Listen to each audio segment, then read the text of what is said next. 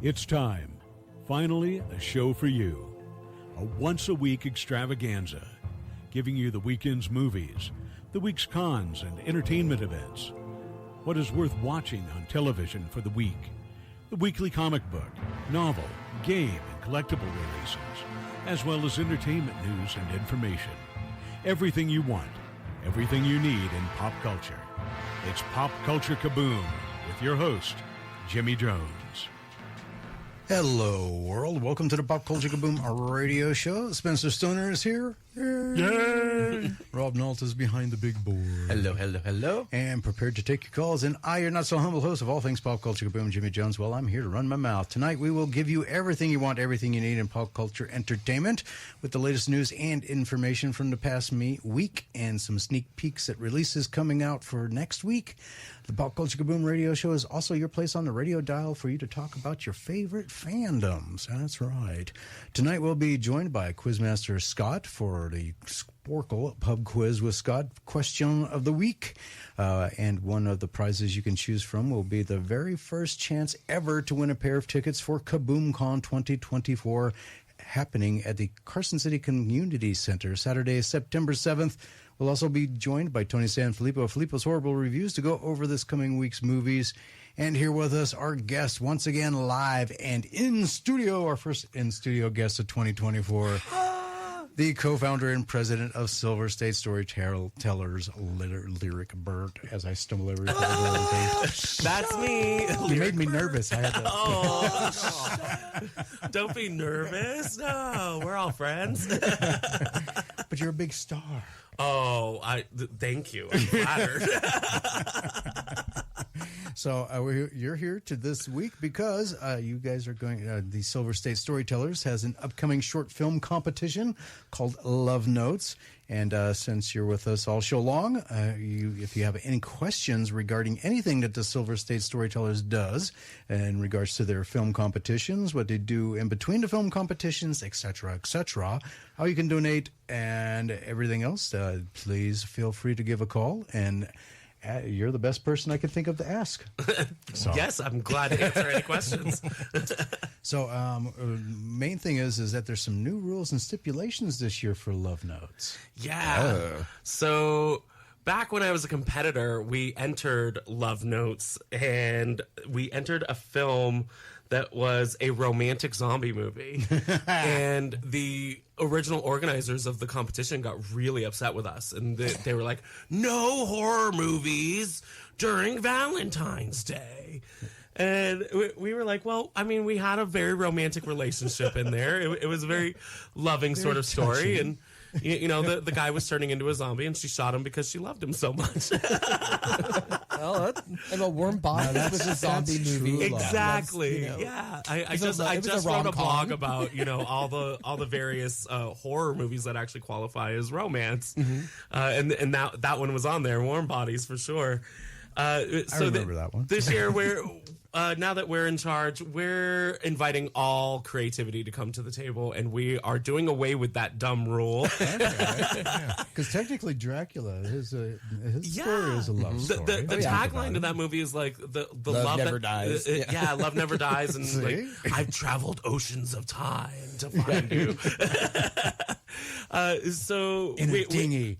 We want to see the opera.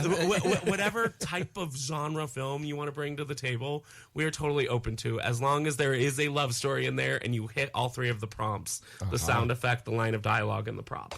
Okay, so science fiction. There's a lot of science fiction ones too. Absolutely, yeah. We've been posting on our Facebook page that we want to see love that transcends galaxies. Wow, that's a good tagline right there.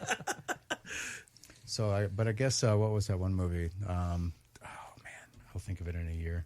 Event Horizon. I guess that's technically not a love movie, though. No. That's a haunted house movie on a ship. Yeah. I mean, a haunted house movie in space. Maybe if you count like the guy being in love galaxies, with the but there's no love story.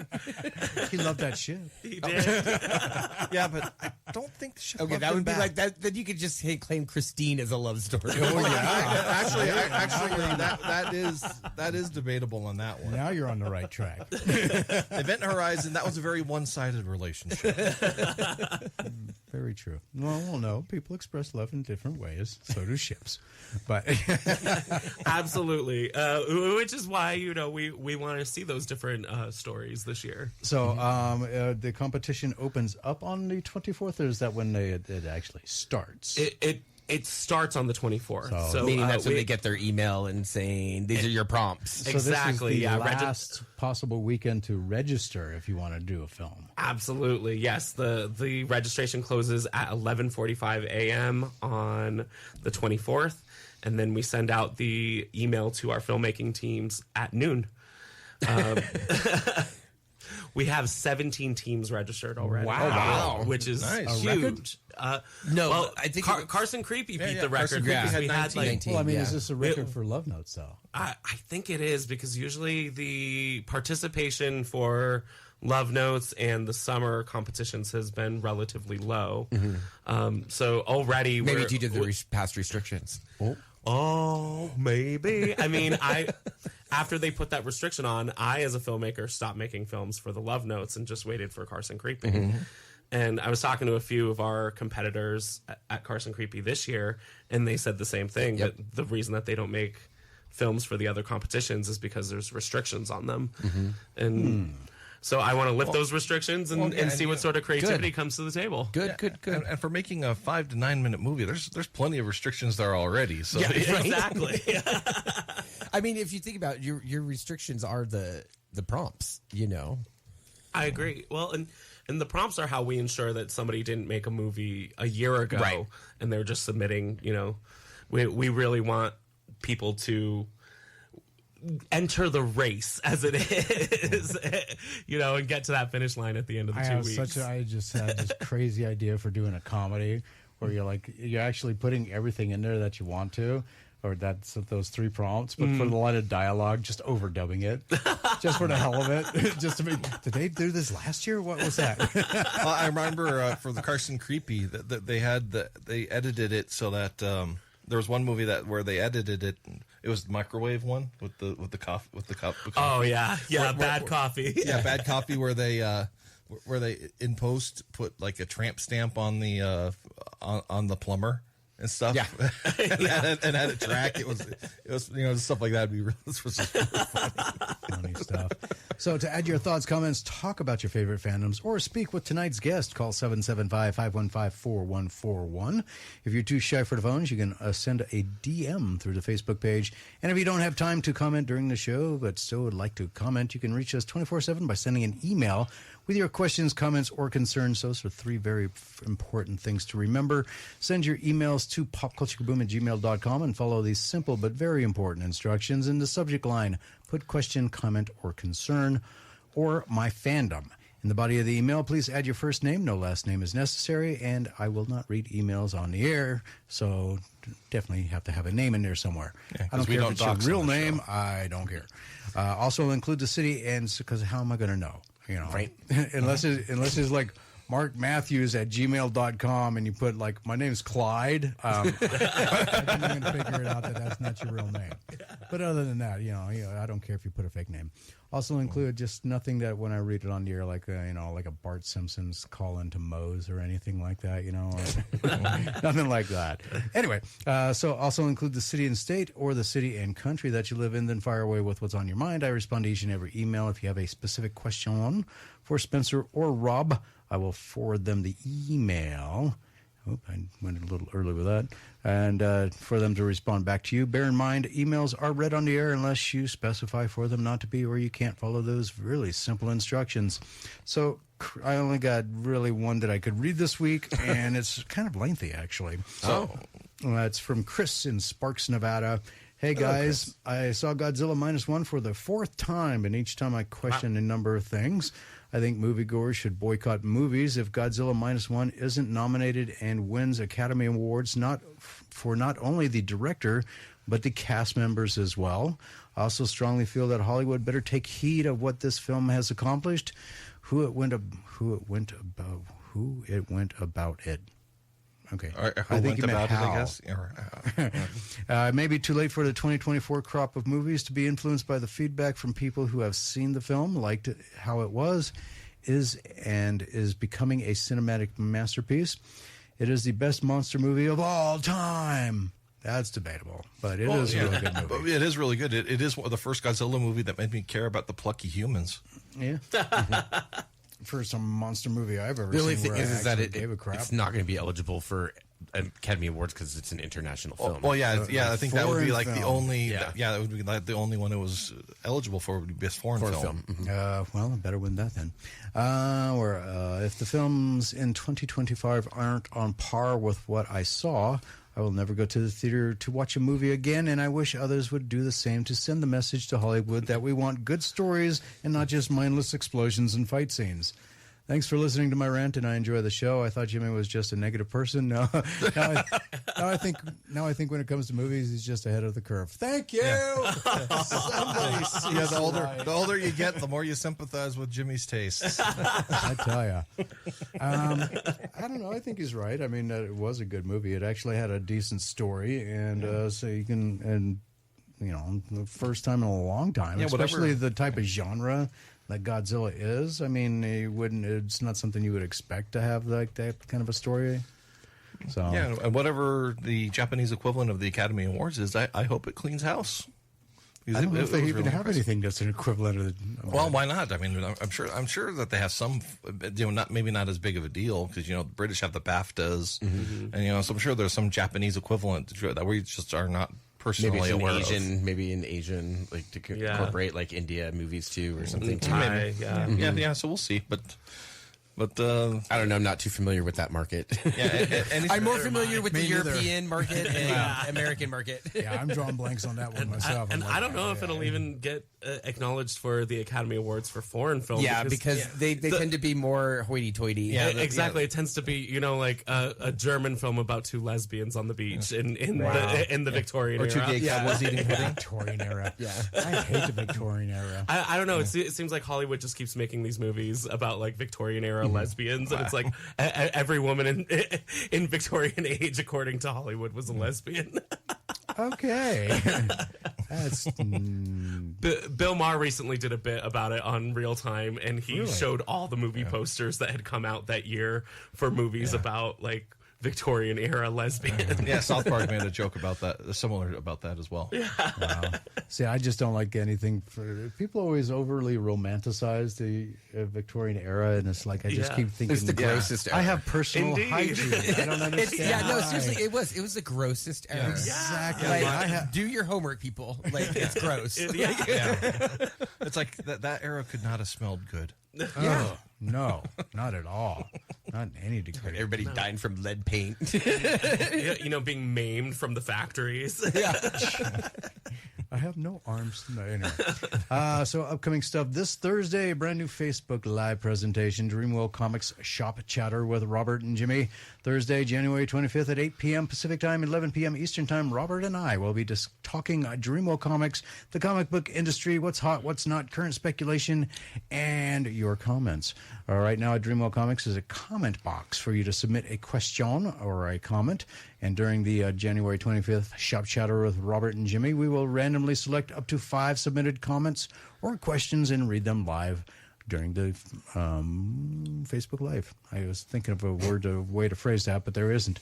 Then from those 5, by the end of the show, one will be selected to receive a Dreamworld Comics gift certificate.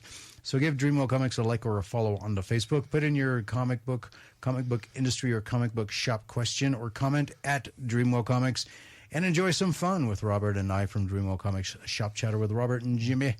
Thursday, January 25th, 2024 at 8 p.m. Pacific Time, 11 p.m. Eastern Time as a special Facebook Live presentation. I don't know yet if it's going to be something we're going to be doing a lot or not, but so it'll be the first one. So we'll find out. Well, those guys over at Dreamworld Comics are great. I love that shop. And they're good people there. Yeah. You should tune in. I will. Thursday, yeah. Yeah. Drop a line. Hey, I got a question. There are now only 230 days until Carson City, Nevada's first ever pop culture and comic book convention, Kaboom Con. 97 and Now Productions will be putting on Kaboom Con Saturday, September 7th, 10 a.m. to 6 p.m. You can follow KaboomCon on Facebook to keep up with details on all the vendors. Sign up for the art contest and also the cosplay contest. Keep up with all the activity announcements and panels that will be taking place throughout the day. And, of course, the special guest announcements for KaboomCon. A limited number of pre-sale tickets are on sale now through eventbrite.com, and a portion of the proceeds from KaboomCon will go to Cold Nose Rescue and Sanctuary in Mount House and KNVC 95.1 FM Community Radio. Oh, I'm sorry, radio. Yes, those rolled R's are very important. Yes, they are. Yes. Especially with ruffles. So the big story this week, the Game Developers Conference, or the GDC, has released its 2024 State of the Game Industry Survey, and it is a grim report coming from those who took it. The biggest reports coming back from the survey focus on the fact that the industry has pushed massive layoffs, some of which appear to have been unnecessary, and the growing concerns over the use of AI in gaming. Other topics include switching game engines, accessibility measures, social media, and RTO policies. I have no idea what that means. 1/3 of developers, 35%, in case you didn't know what 1/3 meant, said they've been impacted by layoffs, either by having some layoffs take place within their team or company or by being laid off themselves. Quality assurance developers appear to have been hit the hardest, with 22% of them saying they were laid off this year, compared to 7% of all developers. Business and financial professionals reported the least layoffs, 2%. Over half of the respondees, 56%, expressed some level of concern that their company could see layoffs in the next 12 months. While 1/3 said I'm surprised they didn't put a percentage in there again, 1/3 said they weren't at all concerned. When asked to share their thoughts on the rise of layoffs in the game industry, many developers cited post-pandemic course correction, studio conglomeration, and economic uncertainty as possible explanations, and some expressed a desire for unionization to better protect workers. As a clarifying note, the State of the Games Industry Survey was conducted in October 2023, and as such, these survey results predate the latest wave of industry-wide layoffs and take place at the end of 2023, and that took place, I should say, at the beginning of 2024. When it comes to how generative AI will impact the game industry as a whole, game makers appear to be mixed. Those working in the business, marketing, and programming were more likely to see the technology would have a positive impact, while those in narrative, visual arts, and quality assurance were more likely to say the impact would be negative. Even though many developers seem to be uncertain about the industry impact of generative AI, they are quite certain about the ethical impact.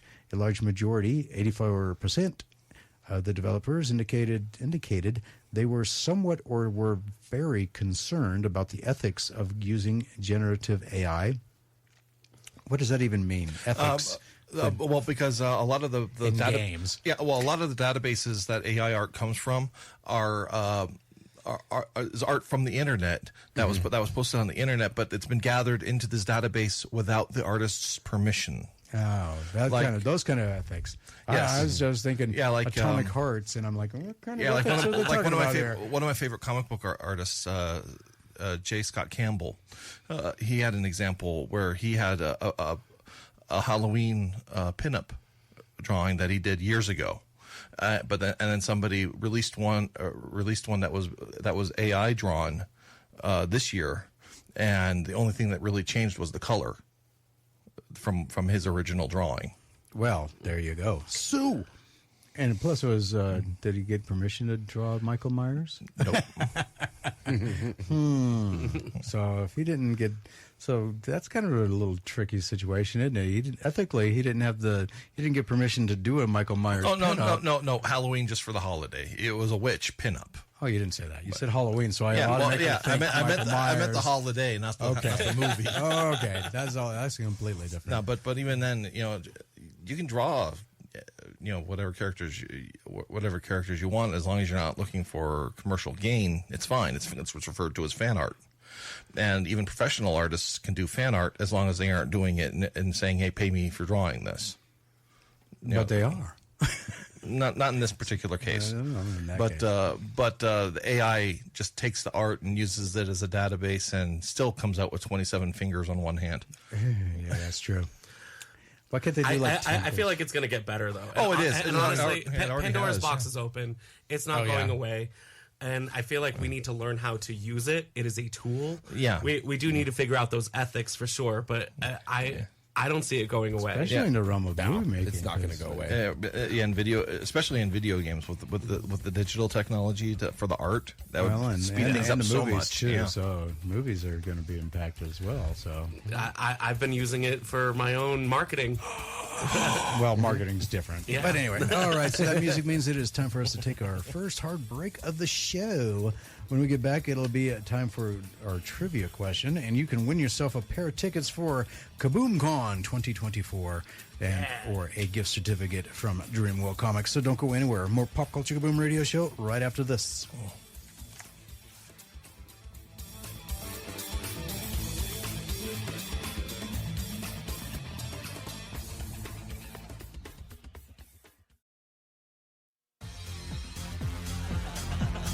Welcome back to the Pop Culture Kaboom Radio Show. Everything you want, everything you need in pop culture entertainment. And it is time for the Sportful Pub Quiz with Scott. And joining us right now is Quizmaster Scott. How are you, sir? Doing good. How are you? There was dead air there for a second. I was like, oh no. Just kind of keeping track of the game that's going on while I'm doing the radio show. Are you even Nice. Are you paying attention? I'm not paying attention now. Oh. No. Falcons aren't in it. I don't really Hey, have the coffee. Falcons might get Bill Belichick, huh? Great. He sounds so excited. I know, doesn't he? Totally excited about that. All right. So to participate in the Sporkle Pub Quiz with Scott, first off, anyone can participate. But Quizmaster Scott will ask you a multiple choice question and provide you a list of possible answers. To call in, you dial 775-515-4141 with the correct answer, and you win, and you get to your choice of a prize. Guess the wrong answer, and we hang up on you, but quickly call back in before someone else and guess again and again and again. Each wrong answer will be removed until we have a winner with the correct answer. Cheater. Yeah. Cheater. Well, I'm not calling in. I want to know the answer. But you'll see why I'm saying cheater in a second here. Peeking over my laptop like that. Anyway, until each wrong answer is removed until we have a winner with the correct answer, or the show ends, whichever comes first. You can't win unless you call, and you can't call unless you are listening to know what the question and possible answers are. What you can win tonight you can win a gift certificate courtesy of Dreamworld Comics in Carson City, or for the first time anywhere, a pair of tickets to Carson City's first ever pop culture and comic book convention, KaboomCon, happening at the Carson City Community Center Saturday, September 7th. Even if these are something you aren't interested in, either of these make great gifts for that person in your life that enjoys pop culture stuff. Just something to keep in mind while you're listening. So, Scott, what is the question this week? All right. For today's question, the category is famous movie props. And the question is, which movie prop was the most expensive ever sold? Was it A, Luke Skywalker's lightsaber from Empire Strikes Back? B, James Bond's Aston Martin D-85, which appeared in Goldfinger and Thunderball? C, Roby the Robot suit from Forbidden Planet? D, Marilyn Monroe's white subway dress from The 7-Year Itch? Or E, the Maltese Falcon from The Maltese Falcon? And you're wrong. What do you say? And you're wrong. So in the studio, both strike out so far, but I can't let anybody else know what the answer is, because then I'd have to take it off the board. And you would have. And sorry, I cheated. Yeah. I didn't realize you were going to ask us. Sorry. Someone who doesn't listen to the show. Anyway, so you would be wrong, Eric. That is not correct. So, everybody's guessing the same one, though. Anyway, all right. So, once again, which movie prop was the most expensive ever sold? Was it A, Luke Skywalker's lightsaber from The Empire Strikes Back, B, James Bond's Aston Martin D85, which appeared in Goldfinger and Thunderball, C, I always say Robbie, not Roby, Ruby, Robbo, Robbie the robot, yeah. Robbie the robot's suit from Forbidden Planet, D, Marilyn Monroe's white subway dress from the 7-Year Itch, or E, the Maltese Falcon from the movie The Maltese Falcon. If you want to take a stab at it, 775-515-4141. And if you guess wrong, that answer will be taken off. So it'll reduce it down to 4 instead of 5 until we get the right answer. But again, you can get those tickets to go and see it. Go to the Kaboom Con or a gift certificate for Dreamwell Comics. 775-515-4141. And any news on your front? Any appearances coming up, Scott? Unfortunately not. Well, I'm still getting together with Sporkle sales team to see if we can get a venue. Okay. Well, if and when you do, be sure to put it on the Facebook, and I will put it in the Pop Culture Kaboom news feed. Oh, most definitely. All right. I'll tell you, he's got some good questions. I mean, I usually do a lot better at trivia than I have been. I apparently suck at trivia because I don't think I've gotten one right yet. So, anyway. All right, Scott. Thank you very much, sir. No problem. Have a good night. All right, later. All right, so let's talk a little bit. So what exactly is Love Notes Lyric? Love Notes is an annual short film competition that is part of Silver State Storytellers' Carson City Shorts program. We ask filmmakers to make a short 5 to 9 minute film based on 3 prompts that we give them: a line of dialogue, a prop, and a sound effect. This year, we're lifting the rules and saying that we are welcoming love stories from any genre. But it has to be a love story. Yeah, we would like to see, some sort of romance. Not a hint of love story, Right. but an actual love story. Yeah, but we are open to, alternative love stories, like bad romances. I just did a blog post about this, like Fatal Attraction, Basic Instinct. These are the types of films that we would still consider romance. Right. But, they're romantic thrillers. Yeah. Not all romances have happy endings. Yeah. And if you're not a filmmaker, Romeo but and you would like Juliet? to see the films, we are doing the screening and awards ceremony at Brewery Arts Center on February 17th at 7 o'clock p.m. And you can find out more information at envystorytellers.org. All right, thanks for beating me to the punch there because I just had it up here. So, bad romance, toxic love stories, and fatal attractions.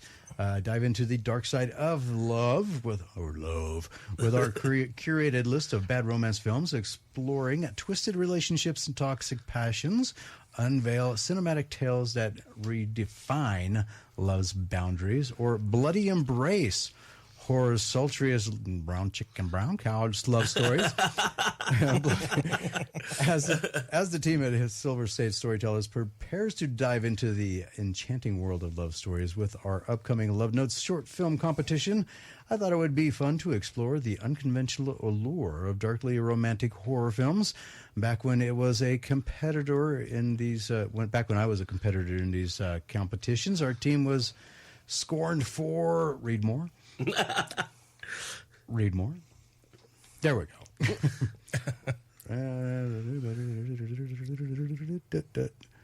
Scorned. I'm looking for I love the scrolling sound effect. Our team was scolded for submitting a horror scolded, not romance to the Love Notes short film competition.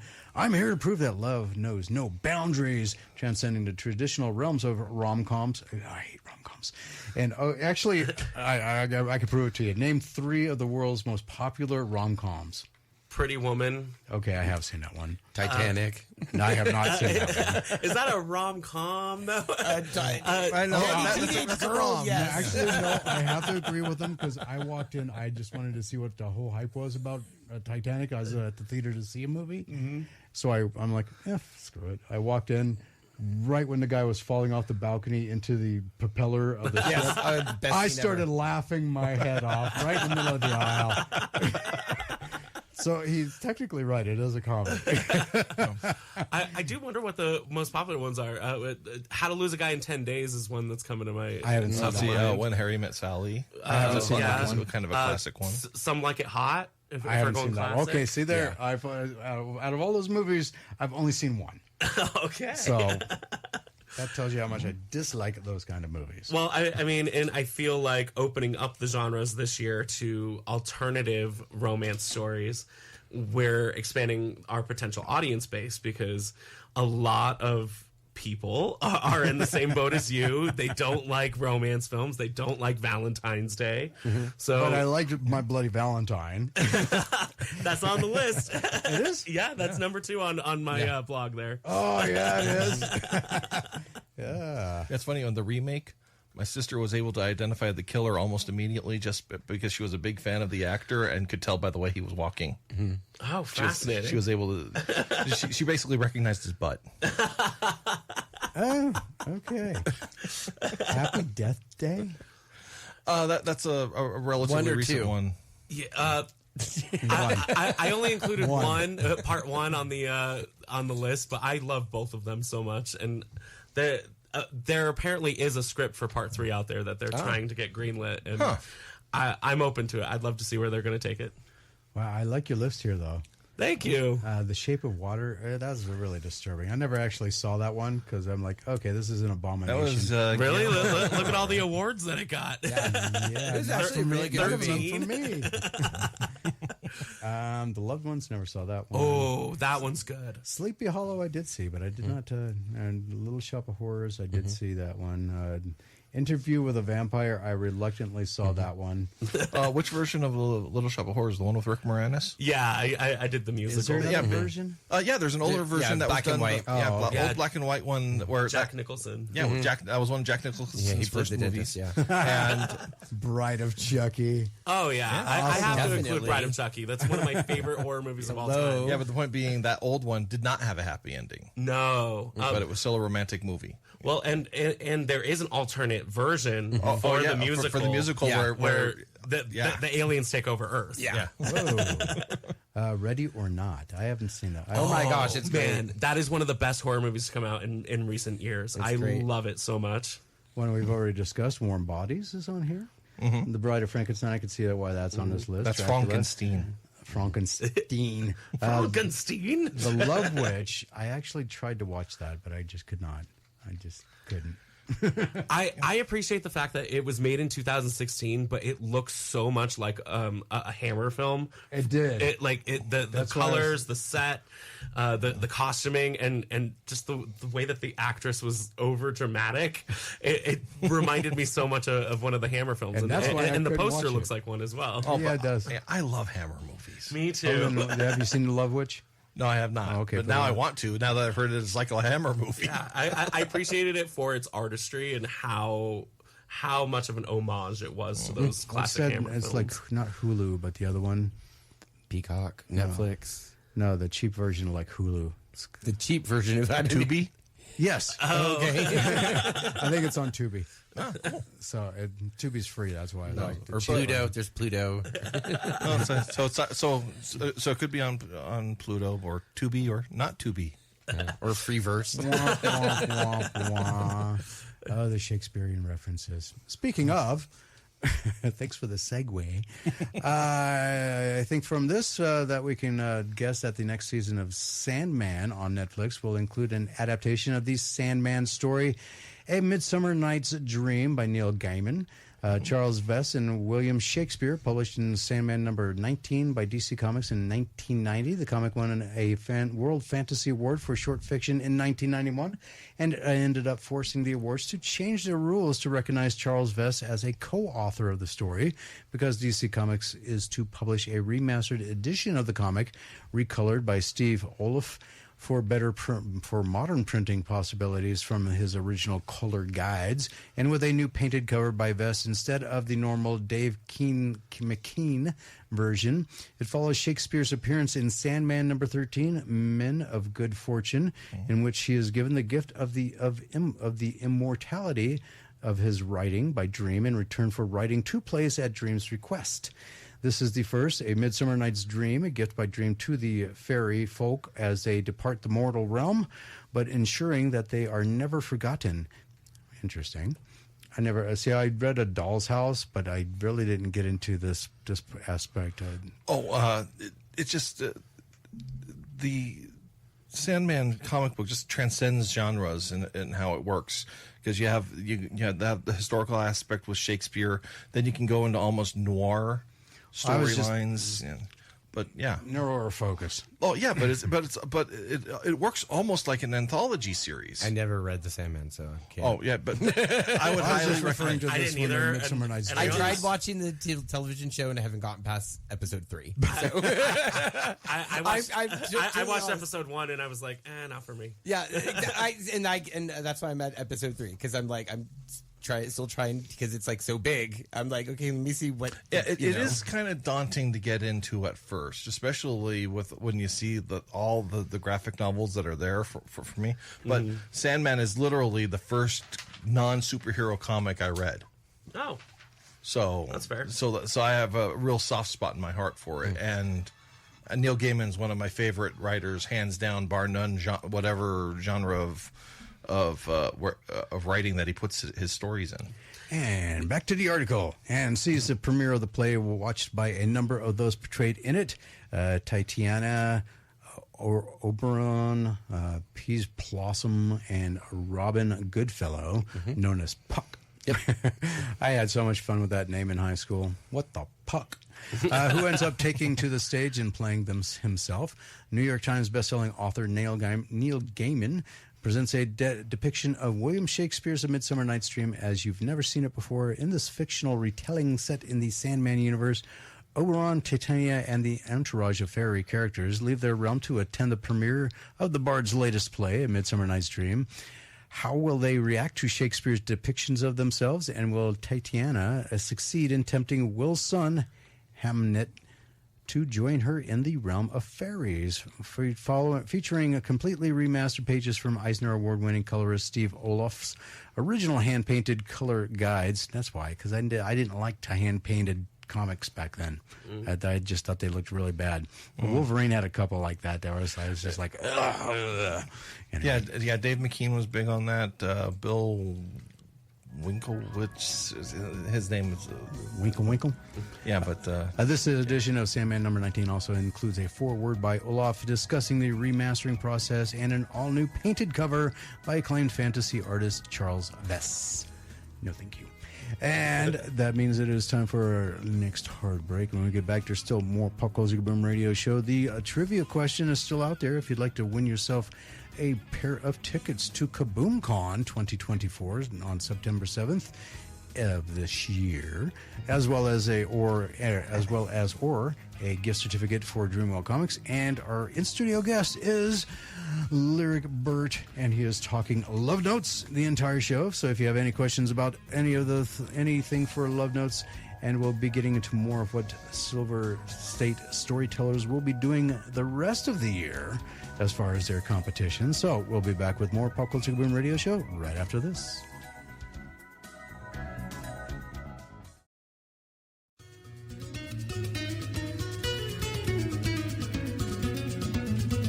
Welcome back to the Pop Culture Boom Radio Show. Everything you want, everything you need in pop culture entertainment. Our special in-studio guest, first one this year, is Mr. Lyric Burt. He is the co-founder and presidente. El Presidente. Of the Silver State Storytellers. And this coming week, the 24th, if you have not registered by then, too bad. But if you have, then you're one of the lucky ones, and you will be participating in their latest short film competition, Love Notes. And we're finding out more details about Love Notes. That's and what you can do with that. So it's an open genre as long as it is a love story. Yes, we would like to see a love Not a story. side plot love story, of some sort. An actual love story. Yes. Okay. So just so everybody's clear on that. And after this, you guys, you were here last time you were on. We were talking about the Carson Creepy short film competition. Yes, which was great. Very by fun. the way. Yeah. Thank you very much. We had a record amount of people participate in that. We had 29 teams enter the race, and 19 made it to the finish line. I noticed that there's about a third of the competitors that drop off and don't actually end up completing a film. But I mean, 19 all new films, so many films that we had to add an additional screening block to our lineup. And we did a matinee screening with block A, and then our regularly scheduled evening block with 10 more films. And I was actually very pleasantly surprised at the quality of the films too. There was only one that made me go, what in the world did I just watch? And I can guess which one it is, I'm sure. But yeah, I was thoroughly impressed with the quality of films that we received. The filmmakers here in the Truckee Meadows have just really stepped up their game, and I'm so excited to see our film community growing. Now it's going to be Love Notes. But how many competitions does Silver State Storytellers plan on doing this year? So as part of our Carson City Shorts program, we do 3 annual competitions a year. We do Love Notes, a rotating genre summer competition. This year we're gearing up for a sci-fi summer competition. We'll have more details on that in the coming months. And then, of course, Carson Creepy in October. We also just partnered with Reno 48 Hour Film Challenge, and we are taking that under our wing and will be the city producers for that competition. That will be happening in early September. 48 hours. Man, I thought 2 hours. I thought 2 weeks was a tight time. Yeah. There's also a 24-hour one, too. Yeah, there are. Yeah. It was interesting to be a volunteer for the 48-hour film project this year and see these teams really scrambling to make it to the deadline. And I have to say, all but one of them made it to the final, and one team got disqualified because they submitted their film a minute late. A minute? A minute, yeah. The 48-hour film challenge is a international film competition, so those rules are extremely hard, set in stone. Strict. Yeah, very strict. That's what I was looking for. But they're just set in stone, and if you're even a second late. Yes, you better make sure you're on the same GMT time as they are. So I feel like Carson City Shorts, we're really gracious, because I've had a few of them, not meet the noon deadline on the date, and I still let them skate in. Well, as far as I view things, when you're in it in something, you kind of view it a little differently. So I look at it as like any kind of like a local type of thing like this, is kind of you're grooming yourself to be able to meet deadlines and stuff, so that you can move on to more of a professional career in the film industry. Absolutely. The higher up you get, the less crap they're going to deal with. So you either show up on time. I mean, especially I guess the best way to phrase it is, it's Carson City. You're not the biggest fish in the smallest fish bowl. Just follow the rules and do everything on time. Yeah, on time. Absolutely. And, we do try to groom the filmmakers to actually fill out the forms that they need to fill out, like location release, cast and crew release forms. Permits. Exactly. Because once you get beyond just our film competitions here, like if you enter the Cordillera International Film Festival, they want to see that on file, actually. Yes. Yeah. There's a lot of legalities that you have to. I mean, you get beyond the, I'm just going to go to the local grocery store and guerrilla style filmmaker. No, that doesn't cut it. But we are actually making some great connections with Film Nevada and the Nevada Film Office, so that we can show the filmmakers how to actually get the permits to film in a grocery store, or to close down an intersection in the city. That's a big one. That'll make you very popular. The Nevada with the Film locals. Office down in Las Vegas will help local filmmakers secure Las those permits. Vegas. Yeah. Hey, Unfortunately, he can't control where they are. That's why we're all behind Jeremy Renner, because he's trying to bring it all up here too. exactly. Yes. All right.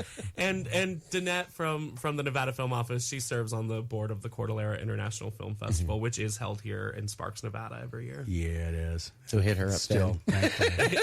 As long as that stays here and doesn't go to Vegas too. We're gearing up for some friendly competition with Vegas because they have the Vegas 48-hour film competition as well. Ooh. So this year we are going to have our film compete with Vegas in a screening, and we'll be hosting the screening this year here in Reno. So you're talking about like the winning film from the winning films from Vegas and the winning films from Reno. We'll do a whole showcase. It'll be like the Silver North State versus South. showcase. Yeah. So is it going to end up being like the University of Nevada Reno and University of Nevada Las Vegas exactly. rivalry going on here? Okay. But it's a very friendly rival. Now you say that until it actually starts up. Well, at least between the city producers, we're pretty cordial with each other. Fair enough. Yeah, the filmmakers. It's like the fans are the ones that are actually all back to back. Yeah. We want the cannon. Okay. Yeah, right. Hey, I'm all for it. Back in college, I produced 2 different improv troupes, and they were rivals, and like the student body was completely divided at our university over like which troupe they supported, and like you were either Shark Bite Improv or Afternoon Delight Improv, and it was crazy to see it. I was like, well, I mean, there's an audience for both. I'm just gonna keep producing both of their shows. What was the first one called again? Shark Bite Improv. Okay, that one doesn't remind me of a song. Oh yeah, when the shark bites. I was thinking of Baby Shark.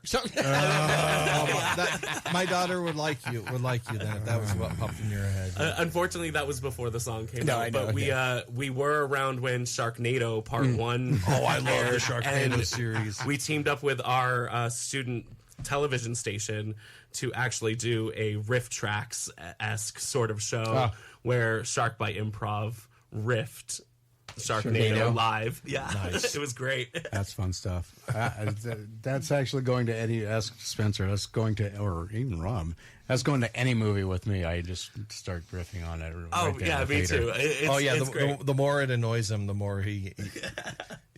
I haven't gone through one movie yet where he's been able to keep quiet. Mm-hmm.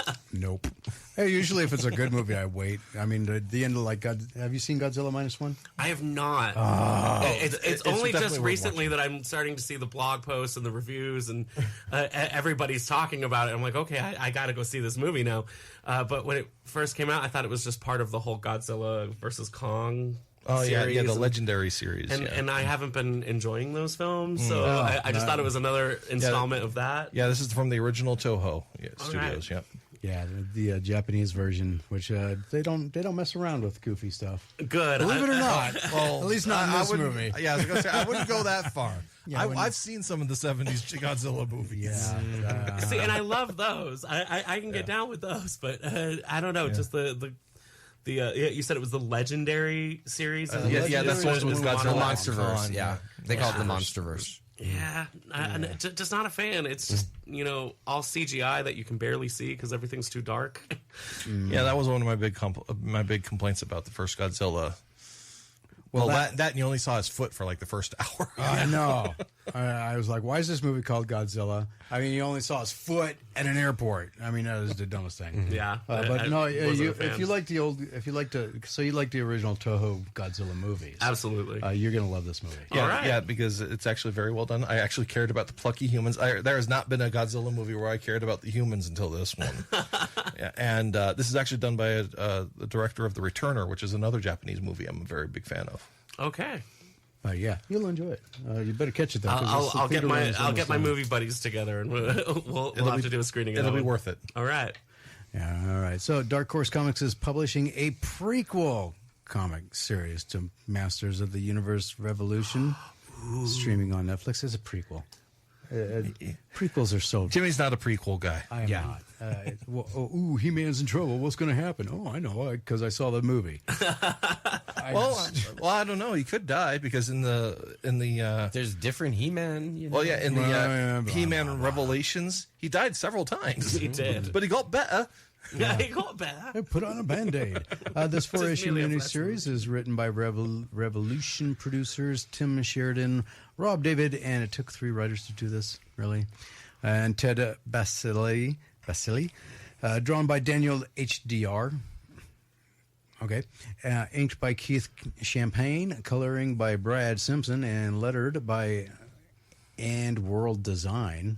Okay, must be AI.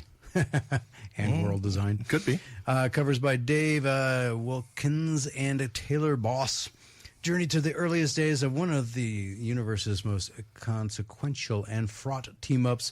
Hordak is an ambitious general eager to make his mark. Skeletor is an aspiring mage hungry for power. Joining forces, melding ancient Eternian magic with advanced Horde technology could bring them all their evil heart's desire, but they'll have to survive each other first. Masters of the Universe Revolution #1 of Thor arrives in comic book shops on the 15th of May. I'll read it. I won't. I love Masters of the Universe, though. I did too when I was a kid, but this latest version is just garbage. Well, yeah, there are a lot of people who did not like that. Let me backtrack. I kind of did liked Masters of the Universe until they overly started putting Orko in there, and then I was like, I'm done. I cannot stand this character. We have a caller. Uh-oh, that's scary. Stop making fun of the Masters of the Universe. Hello, caller. Who's this, and where are you calling from? Hey, this is Crystal. I'm calling from Ewington, Nevada tonight. Hey, Crystal in Ewington. Boy, you're traveling. Who do you think you are, Tony? You know, they got the best Mexican food out here at the Chapala Market. Wow. All right. Okay, something to make a trip for. So what's on your mind? Little birdie told me that I better stop what I'm doing and get a call in for a chance to win some tickets to KaboomCon. Okay, then let me get that pulled up for you here. If I didn't, there it is. Had to find it. So we only got 2 minutes, so I'll read this real quick, and then we'll see if you can get it. Which movie prop was the most expensive ever sold? Was it A, Luke Skywalker's lightsaber from The Empire Strikes Back, B, James Bond's Aston Martin D85, which appeared in Goldfinger and Thunderball, or C, Robbie the Robot's suit from Forbidden Planet, D, Marilyn Monroe, I almost said Marilyn Manson, Marilyn Monroe's white subway dress from The 7-Year Itch, or E, the Maltese Falcon from the movie The Maltese Falcon. Oh, goodness. I want to say a car, and I really want to say the lightsaber, and I really want to say Marilyn's dress. But you're going to say... I got to pick one. And I'm going to say lightsaber because it's the funnest. That is incorrect. Oh, failure. Yeah, but still 4 more options left. There's 4 options left, so call back after the break if you wanted to guess again. Sounds good. Thank you. You're welcome. And for everybody else, we got about Literally 1 minute. Only 1 minute. So, but still, call after the break, Crystal. But thank you for calling in.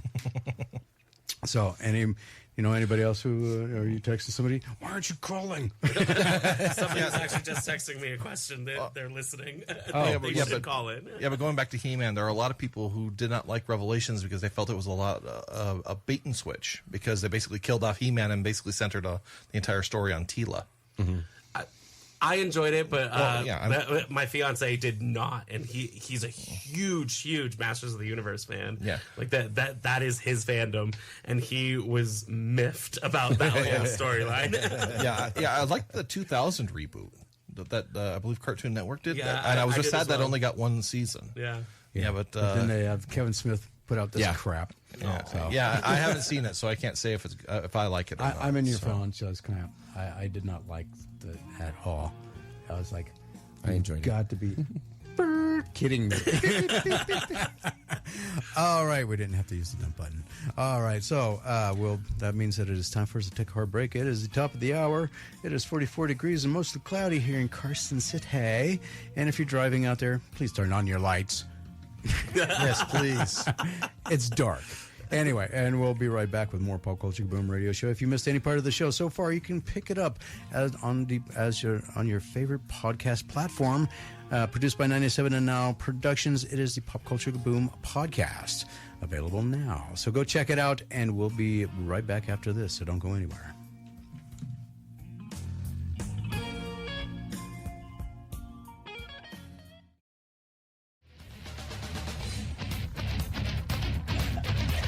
Welcome back to the Pop Culture Kaboom radio show. Everything you want, everything you need in pop culture entertainment.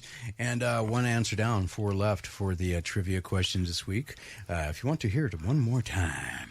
Eric's guessed twice, though, and Eric's gotten both. So Eric's got 3 more guesses if he wants. But anyway, the question is, what movie prop was the most expensive ever sold? Is it B, James Bond's Aston Martin D85, which appeared in Goldfinger and Thunderball? C, Robbie the Robot. Another phone call. Suit. It's probably Crystal again. Let's find Hello, out. caller. Who's this and where are you calling from? It's Crystal in Urington. All right, you got 4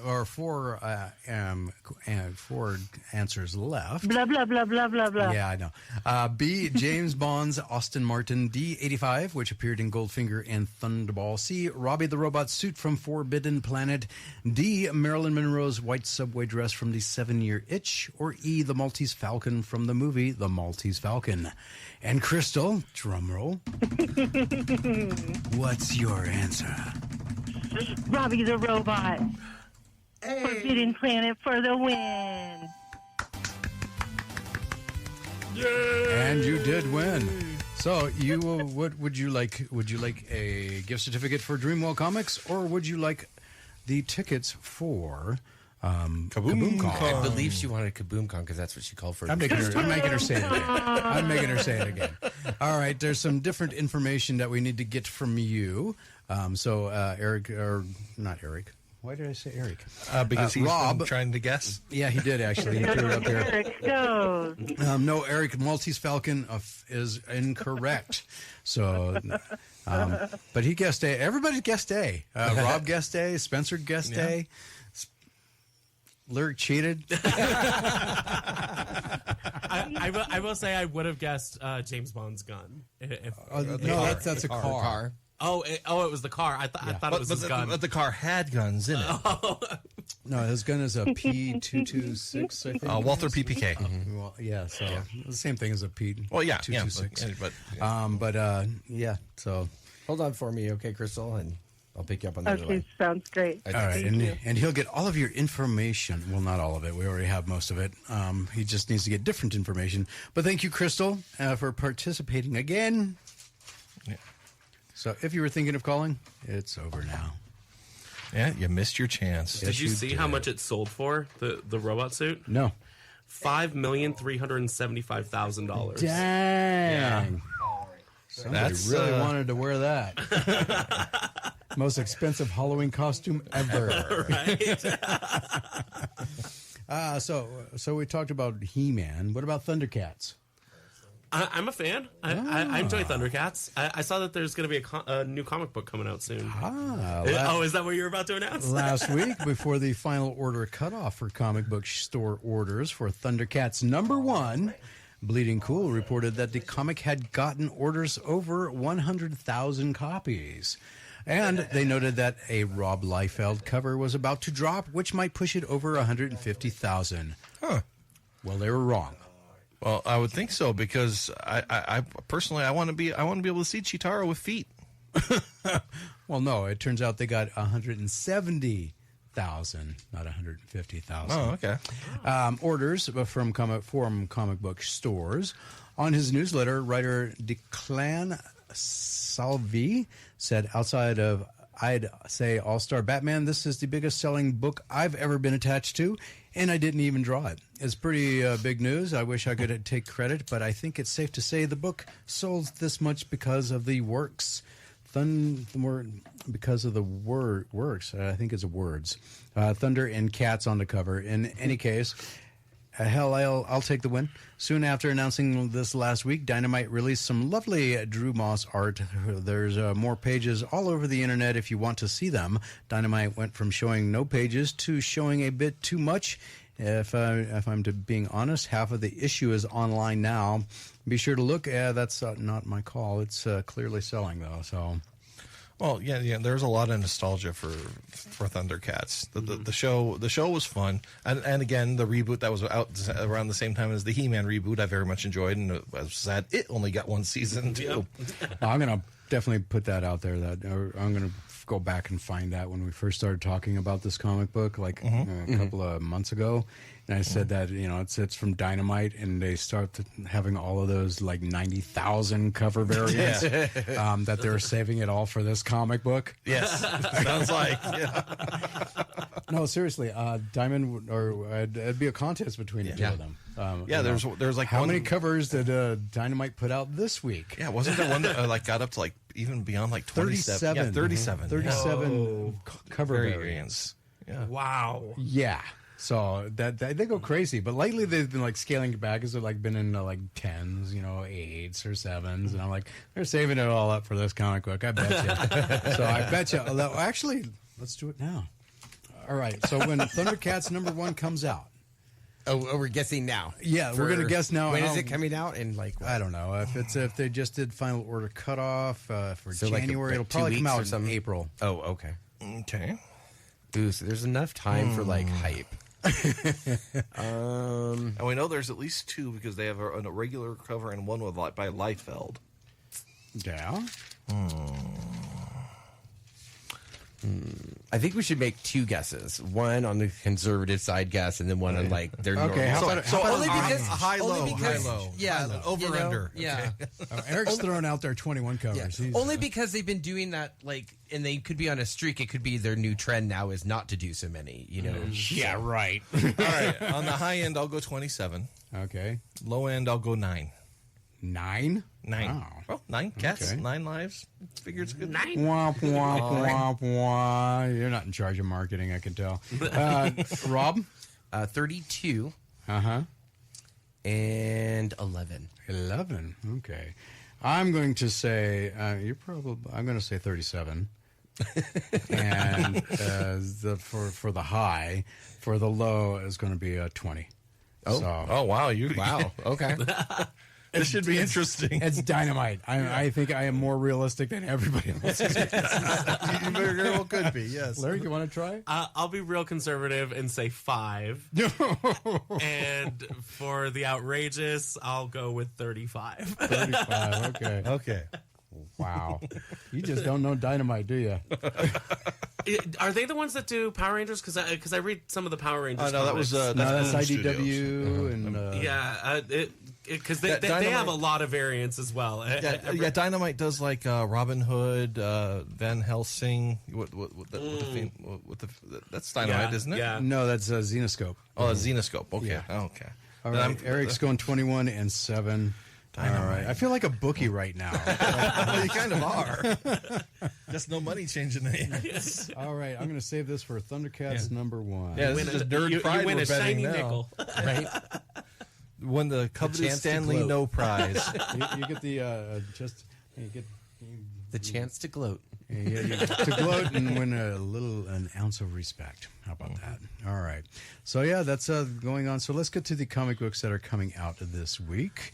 If it'll stay up there. Let's try again. There we go. These are being released on January 24th. At least here I highlight the #1 issues and or major story or anniversary issues that are being released, because those are the ones that have the most value interest to collectors and investors. Don't base your buying decisions solely on my opinion. It, after all, is only my opinion. To keep this list to a minimum, I do not include in it trade paperbacks, graphic novels, collections, hardcover, softcover volumes, or reprints. If you are an independent comic book company or creator and you have something coming out, please let me know by sending me an email at popculturekaboom@gmail.com. Put upcoming comics in the subject line and include in the body of the email the publisher's name, the title of the books or book, and when the book or books will be coming out, and the issue number, and I will add it to my future lists. First up from Antarctic Press, Black Hops X Cayman America #1 one-shot. I have no idea. Exciting Comics Sketchbook #1 one-shot. From Blood Moon Comics, Eddie, You Are What Eats You #1 of 5 with 3 cover variants. That sounds fun. Yeah. You are what eats you. I You like are it. what eats you. Savage Pulp #1 with 2 cover variants. Comic Book Guys has Revenants Escape from New York Comic Con #1 one-shot. DC Comics has Titans Beast World Tour Star City #1 one-shot with 3 cover variants. Dynamite Entertainment has Justice Ducks #1. Justice Ducks. The most obscure comic book on the planet with a wallet-busting 9 cover variants. That's impressive for a comic that nobody's heard of. Well, and what it is, Dynamite. So that's what I'm saying. They're going like 5. You know what? There's going to be like Teenage Mutant Ninja Turtles, where everybody thought it was the stupidest idea ever, and watch. There's going to be like a huge franchise, and it's going to be a big Justice box office. like movie. it's going to be like the next Paw Patrol. Wow. Think about it. Ducks. Paw Patrol, Yep. Justice Ducks. And then they'll have the crossover. Oh, yeah. Oh, yeah, definitely. Yeah. IDW. Get super pets in there. No. No, there's not those super pets. Oh, okay, It's a different super Taking a pets. quack out of crime. Oh, boy. IDW Publishing has Star Trek Defiant Annual #1 with 3 cover variants. Image Comics has Ghost Machine #1 one-shot with the highest cover variants this week with a bank-busting 13 cover variants. Wow. Mad Cave Studios has Deer, D-E-R, Deer Editor #1. D-E-R? Yeah. D-E-E-R. Like- 1 E or 2 E's? Like D-E-E-R. So So 2 E's. Like Bambi. Yeah. Bambi Editor. Yes. #1.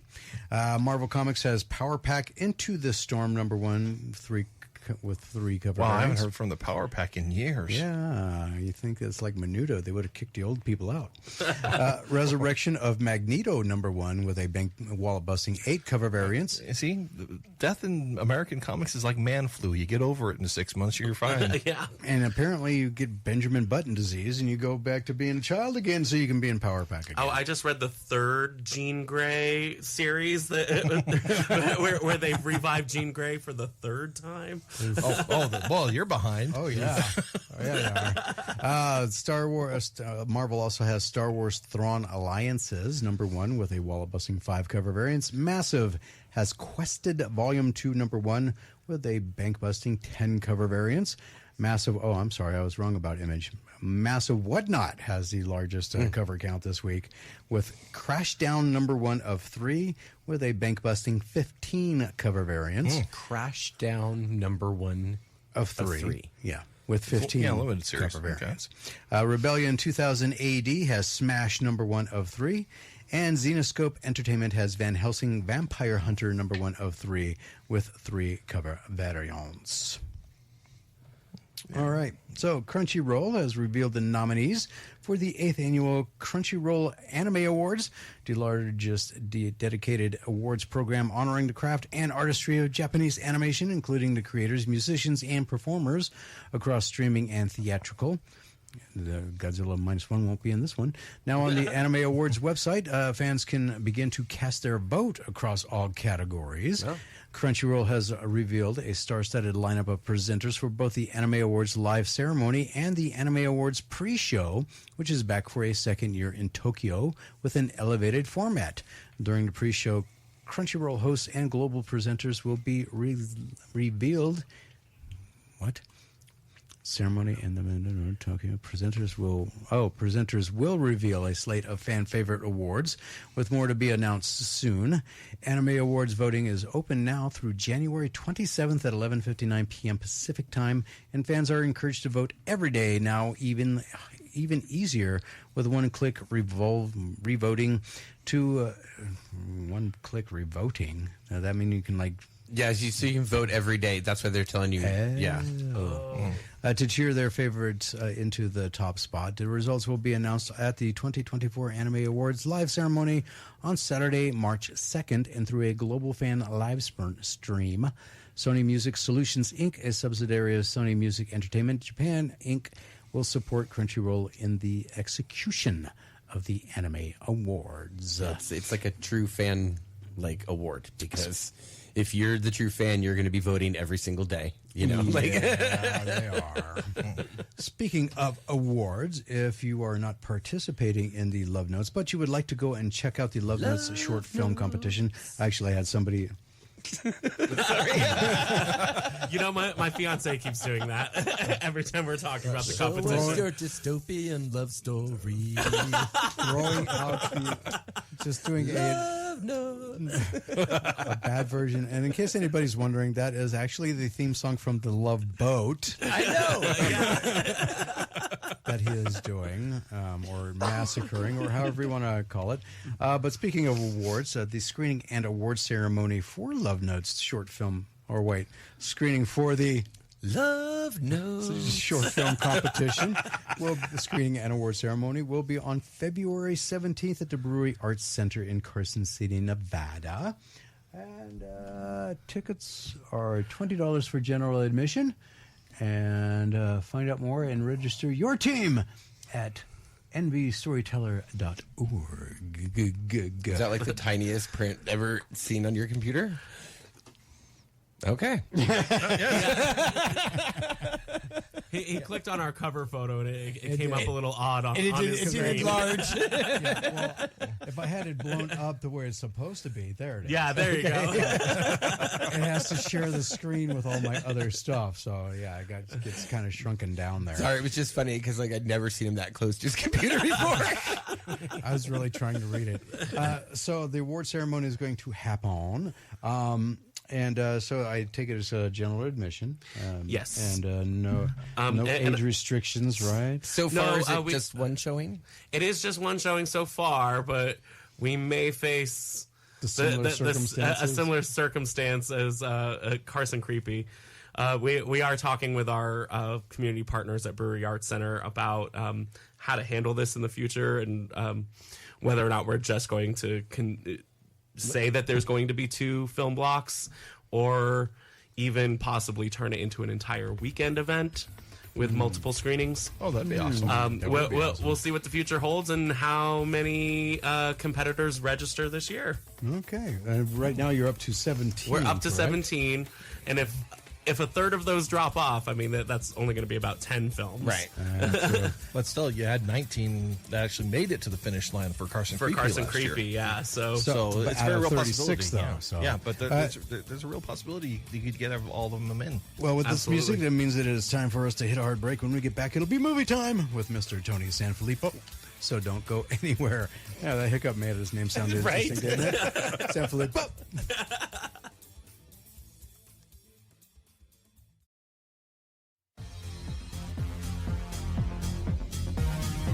And welcome back to the Pop Culture Kaboom Radio Show. Everything you want, everything you need in pop culture entertainment.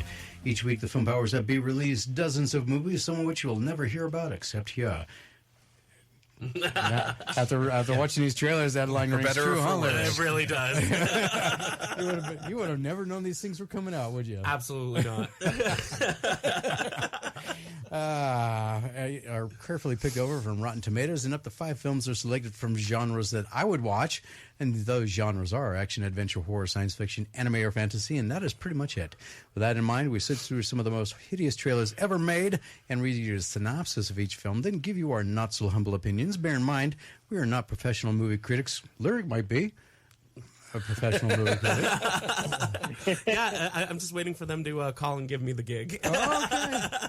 And we know that Mr. Tony Sanfilippo, Filippo's Horrible Reviews is. You can catch all of Tony Sanfilippo's reviews of concerts, television shows, and movies at Filippo's Horrible Reviews. And how are you, sir?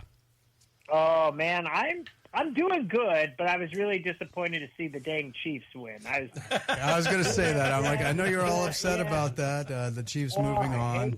I hate the Chiefs. Hate them, hate them, hate them. So you got a prediction for next week against Baltimore? Well, apparently the NFL is scripted, and they leaked the script already, and it's supposedly the Ravens and the 49ers, based on the color schemes of the Super Bowl logo, and somebody leaked a newscast that had it advertised. But I wouldn't be surprised if it's the Ravens. I hate both teams, so I'll go Ravens over Chiefs. But I'd be all about the NFC this year. It's love that the Lions. That franchise has never had anything. So this is I'm sorry, It's Tony. really cool for that. I was distracted by apparently Spencer has an Etch-a-Sketch for a phone because he is shaking it. Well, if you Is it accidentally big? He's like drawing. oh no, if you accidentally do something you don't want to do on the phone, on my phone, if you shake it, it'll undo it. Oh, The Etch-a-Sketch. Yeah, I accidentally archived our movie list. So I was undoing that so I could actually, keep the movie list in front of me. okay. Oh, gotcha. Yeah. But yeah, I classic, thought that's what it's saying. it looked like he was using an Etch-a-Sketch. I'm like, that was so bizarre to see on a phone.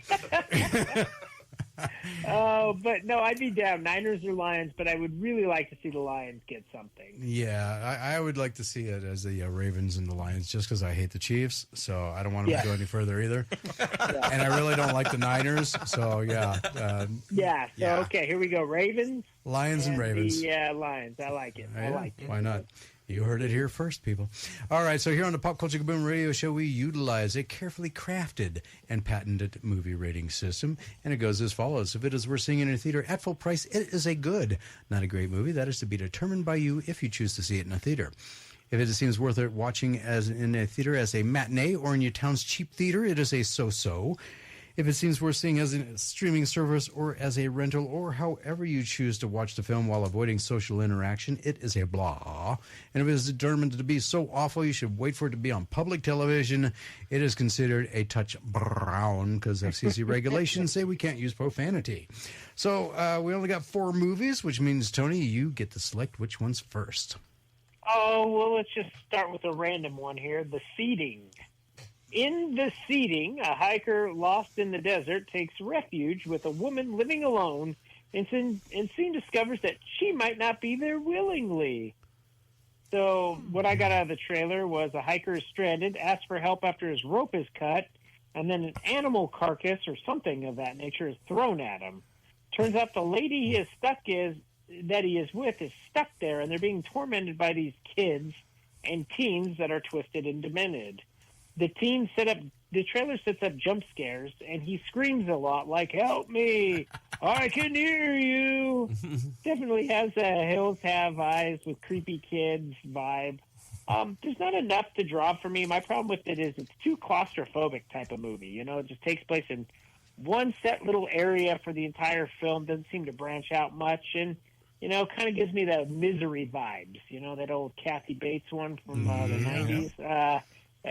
I'm okay. I'm not going to be watching this one. So touch brown. The streak continues. Okay. That sounds like a movie title in and of itself. Touch brown. The streak continues. The streak continues for the 3rd straight week. Oh, no doubt. I have more questions than the trailer will answer, and it's frustrating to watch a trailer that provides no context. A guy wakes up in a hole in the ground large enough to have a house and some extra space surrounded by unclimbable walls on all sides. How did he get there? Why is he there? And why should I really care about this Hills Have Eyes knockoff from Wish? I'm giving it a touch brown as well. Lyric? I have to say, of all the trailers you sent me this week, this is the one that I would watch. Spoiler! But it's still not, like, the greatest, so I'm going to give it a blah. Oh, okay. But I'd probably hit play if it was on, like, Shudder or something. Spencer? Well, this movie, the guy, the dialogue, help me.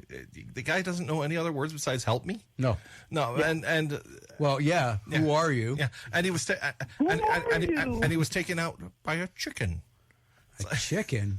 Yeah, it looked like a chicken that flew over the side. It's like, if I was clinging to a wall for my life trying to climb up and a chicken fell, I'd be like, well, Colonel Sanders is going to have a day. I am not falling off the wall because of a chicken. Yeah. that was like a good 3 feet away from him, too. Yeah. It's not like it wasn't like it hit him and it started pecking his eyes or something. No, it just kind of went by. It went, whoop, whoop, whoop, whoop, whoop. It's like...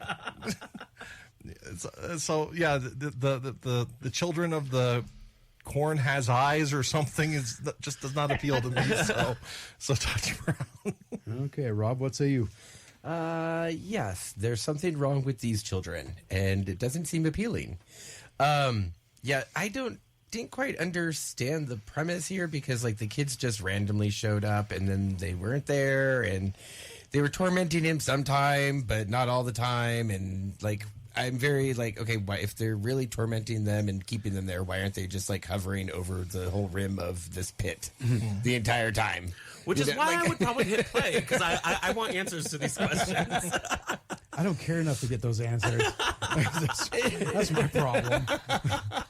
The guy was taken out by a chicken. I don't know if he deserves to survive. However, I would, if it was on, I'd probably end up turning it on just because.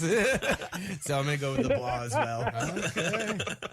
2 blahs, 3 touch browns. All right, let's move on to the next one, shall we? I'm going to throw the dart at the proverbial dartboard here, and might as well just get this one out of the way. Go ahead and say it for me. Gurren Lagann, the movie. The lights in the sky are stars. After the Spiral King's defeat, humans reclaim the surface of the Earth and enjoy peace and tranquility. The increasing population causes a new threat to appear: the anti-spiral. Okay.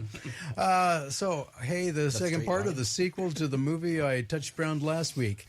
That and the way they all said the main character's name did not sound like Simon. It sounded like something I can't say on FCC regulated FM stereo. You know what I'm saying, right, Lurk? You know exactly what I'm talking about there? The men that work on ships, the seamen, right? Yeah. The other name for sailor.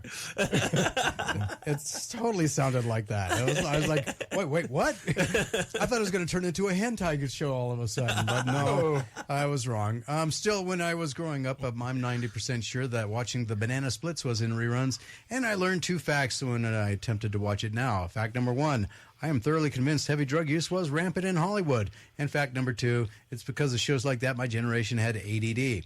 This movie and the one before it last week were originally released 20 years ago, and now I'm sure I understand why that generation has ADHD. I'm giving this a touch brown. Rob? Or, I'm sorry, Tony?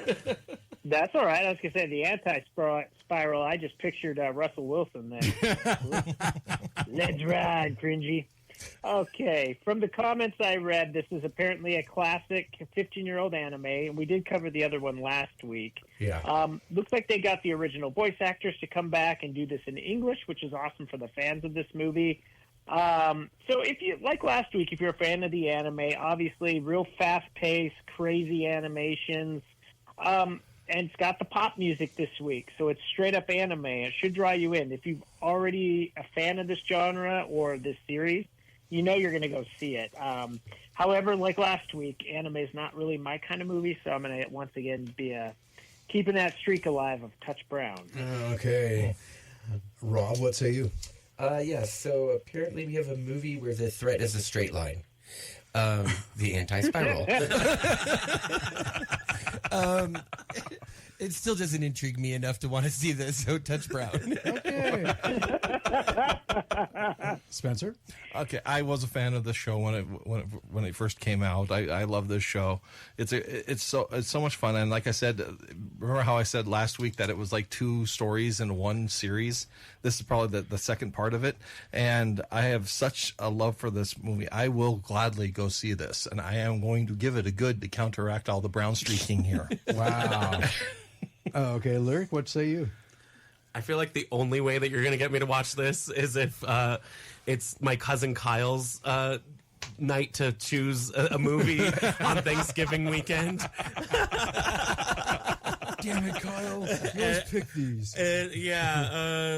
I'm sorry. I didn't even know that it was a series. I'm sure if you're a fan of the series, this is great for you. But as somebody who has never even encountered this in my life, the trailer did not bring me in, so touch brown. Yeah, this is definitely being marketed to people who are fans of the series already. Yeah.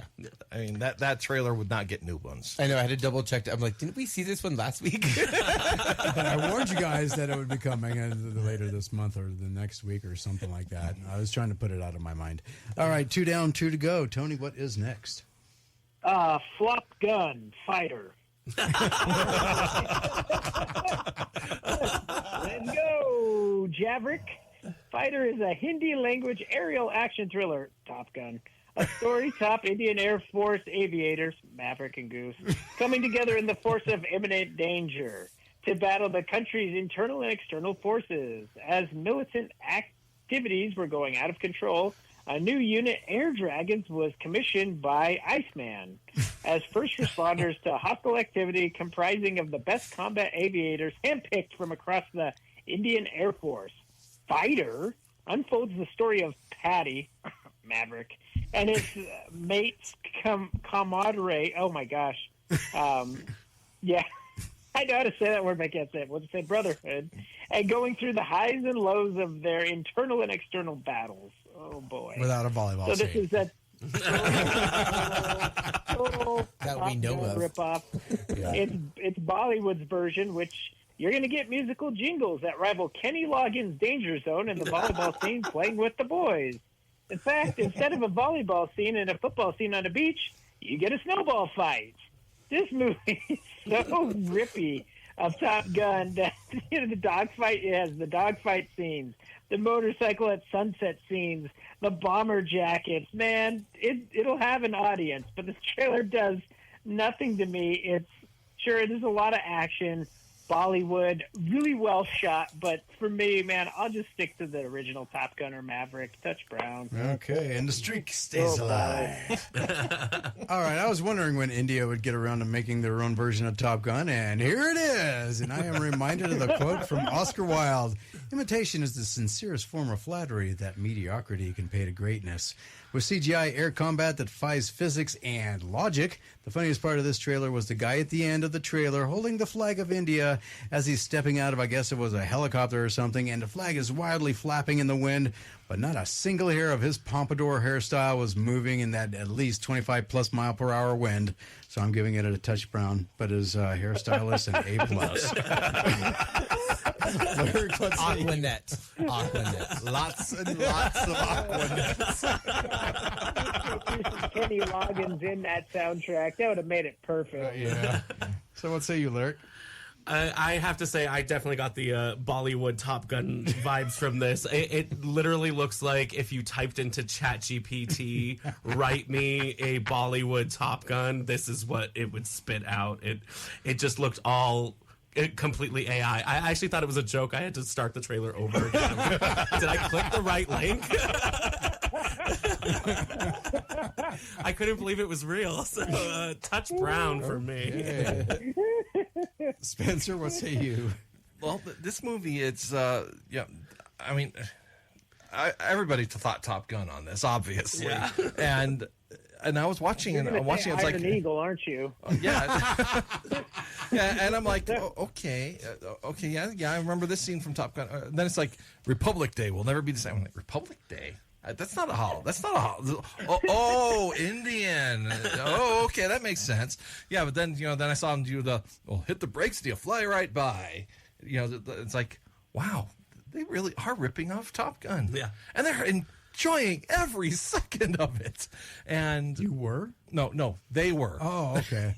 I thought you said, and I was enjoying it. Oh no, Okay. the people who are making this movie, it's, ever since R came out,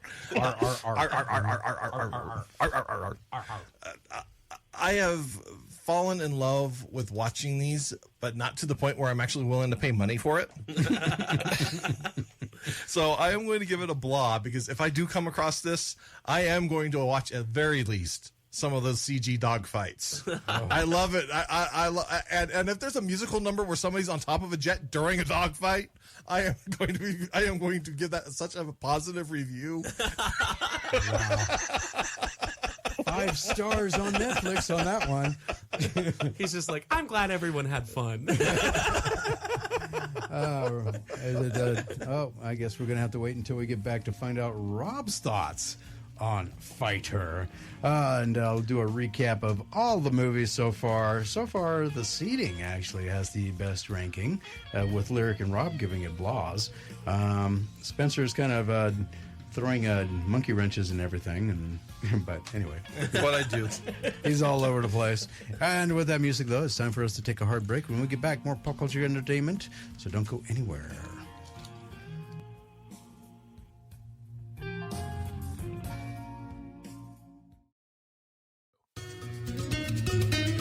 Welcome back to the Pop Culture Boom radio show, and we are going over movies with Mr. Tony Sanfilippo.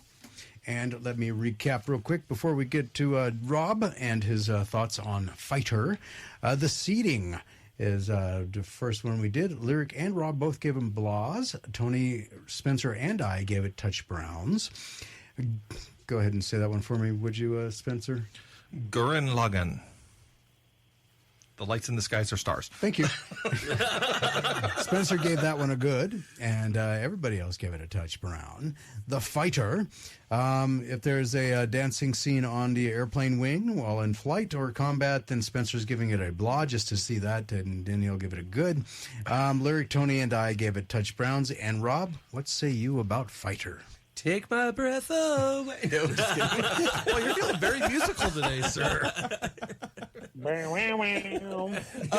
was expecting a little bit more. There was a little love story in there, so I was like kind of excited. Like, you know, Hindi love stories are great. I love Bollywood movies. You guys know that, but I am hoping that there is at least one musical number in this. Like, there has to be. Like.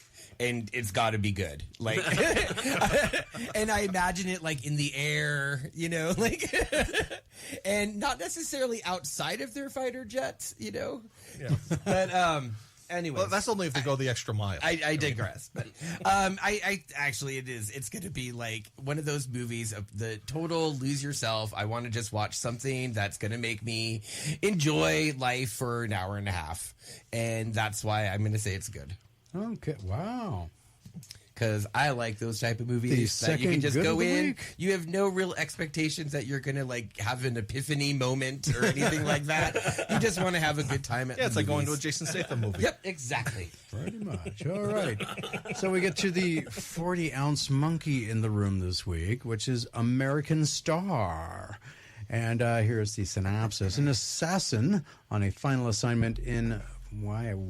Fuerteventura. Okay. To kill a man he has never met. When then his target is delayed, he finds himself drawn to the island people and a ghostly shipwreck. For a hitman thriller, this sure looks really boring.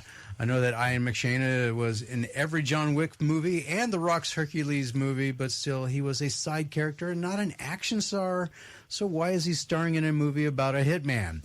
Plus, it was unnerving to see him on a semi-tropical island on the beach, poolside, and sleeping in nothing but suits. So I'm giving this a touch brown. Tony, what say you? An assassin goes on a vacation far away to collect his thoughts. The trailer, to collect his thoughts. The trailer was a complete snooze fest of epic proportions. Kudos to Ian Shane, who's 81 and still acting, but man, this trailer had no pull for me at all. I was bored. Touch brown. All right, Rob, what say you? Yes, this was the reverse Bodyguard, because it turns out that it's not a man. He's actually I'm surprised you didn't break into song. Well, you didn't give me a chance. I was going to tell you there was a moment I was waiting for after. You're building up Yes. to it. Oh, dang, I'm sorry.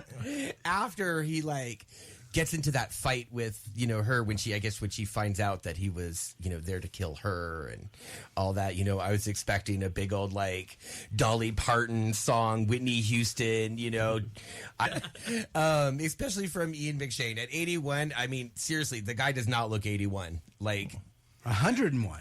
No, I'm kidding. No, seriously, he does not look 81. So I gotta give him props. However, this has got to be the worst assassin movie that they've ever made. Can you call it an assassin movie if they fall in love? I don't know. So I'm going with the touch Does he brown. actually assassinate anybody? That's what I mean. Sentence. Everybody else seems really down on this movie. But I don't know. Great gravitas to whatever he's in. I mean, even if he's a snow leopard, doing kung fu, you still feel that threat from him and that power in his performances. And again, at 81, that is very impressive. And this is kind of like the introspective John Wick. Like if John Wick actually got to retirement age, which I don't think he did, if memory serves. Until the next movie. Anyway. Until the next movie, yeah. But yeah, I'm willing to give this a try, but I'm not going to give it a try outside of the house. So I'm going to give this a blah. Wow, that's overly generous. Lyric, what say you? I agree with Tony. I was bored the whole time.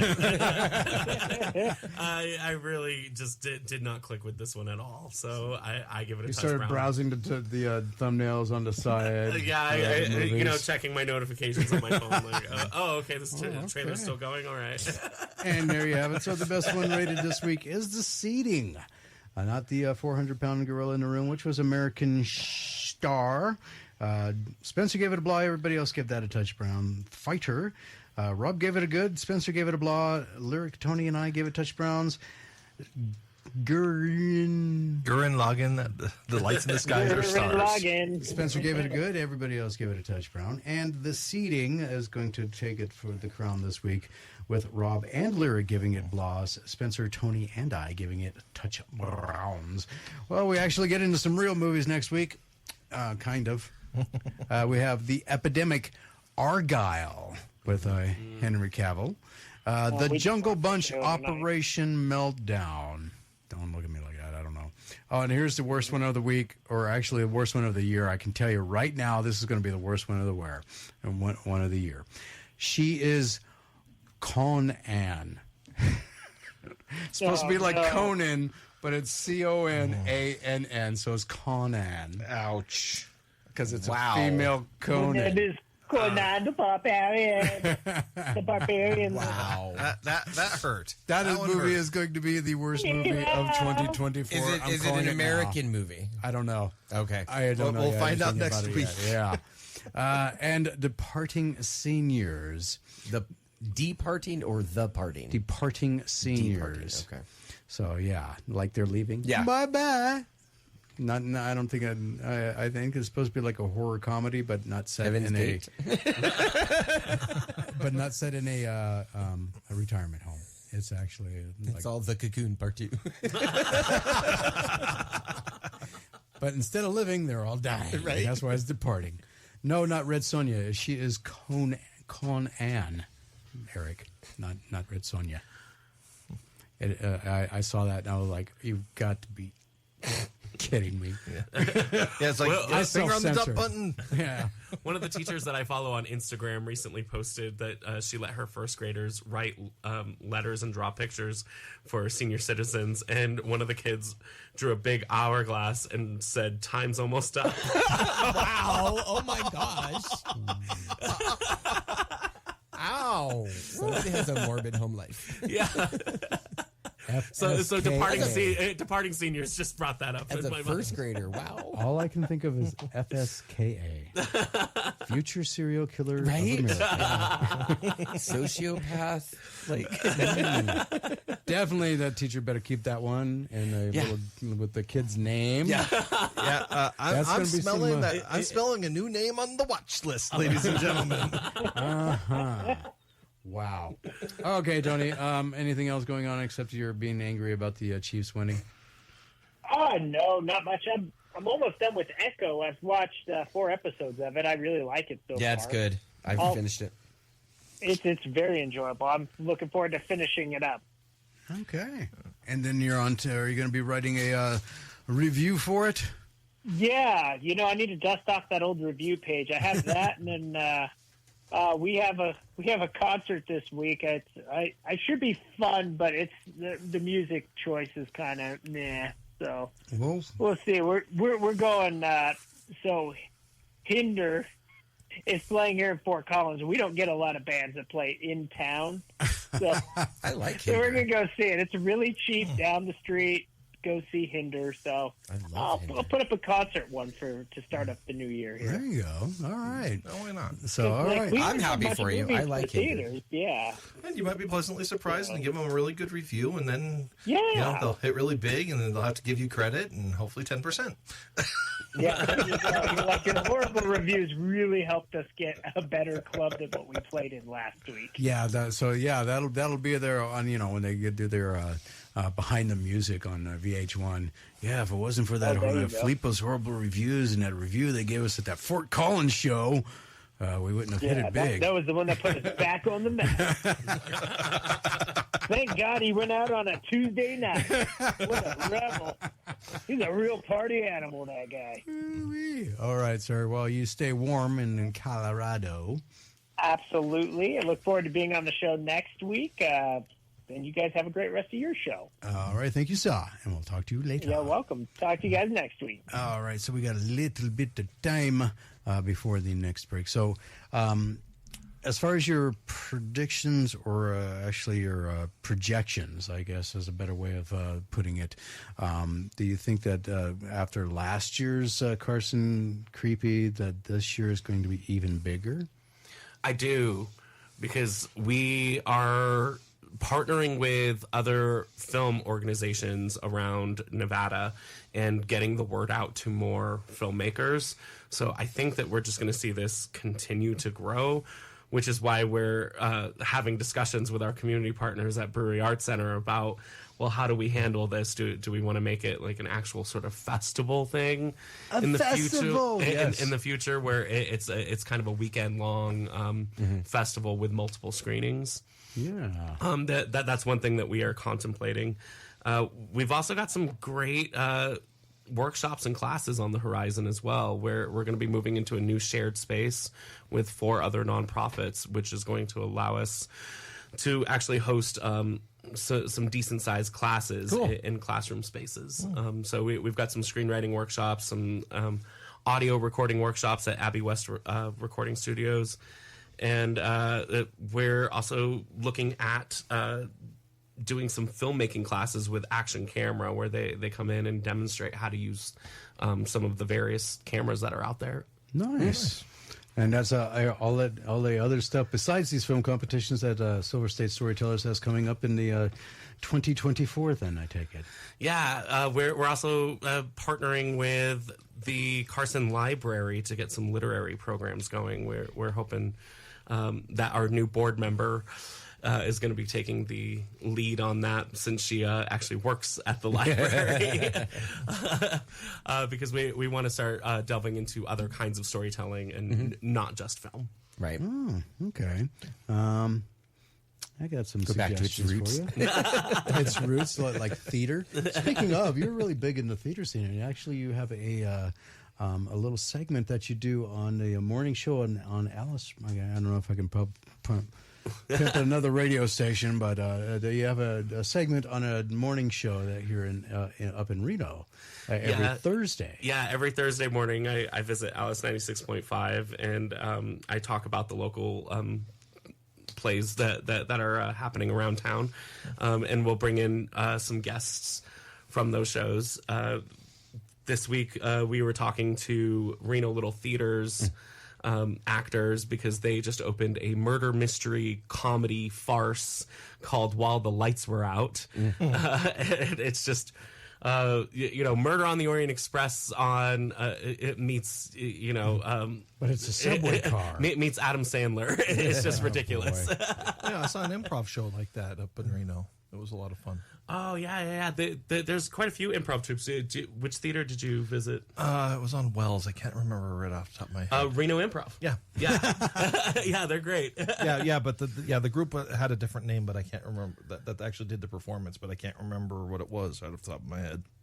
Yeah, I think that they have a few groups that are going out of that space there. Yeah, but I've been to a couple other shows, and they've all been really funny. Yeah, we've got some great clowns in the Truckee Meadows. Wow. I don't know if that's supposed to be. Oh no, it's a high compliment. Okay. With improv, it's a compliment. Yeah. So, what are your thoughts on the current theater scene in Reno? I mean, is it thriving? Is it kind of struggling? Oh gosh, I would not say it's struggling. I think that now that we've gotten through COVID, that was the time where we saw some struggle, but. I have to say that our community is really tight knit. A lot of the actors work at multiple theaters, and there's not this exclusivity. Exclusivity, exactly. It's more of like a theater alliance with most of the theaters in town. Especially the 4 that I work with the most: Reno Little Theater, Bruca, Good Luck Macbeth, and Sierra School of Performing Arts. They've actually been partnering on quite a few projects together. Last year or the year before, Reno Little Theater and Sierra School of Performing Arts teamed up to bring Into the Woods not only to Reno Little Theater stage, but also Bartley Ranch, and they brought it here to Brewery Arts Center. See, a buddy of mine who used to live in Reno, he was at the Reno Little Theater, and he was in Into the Woods.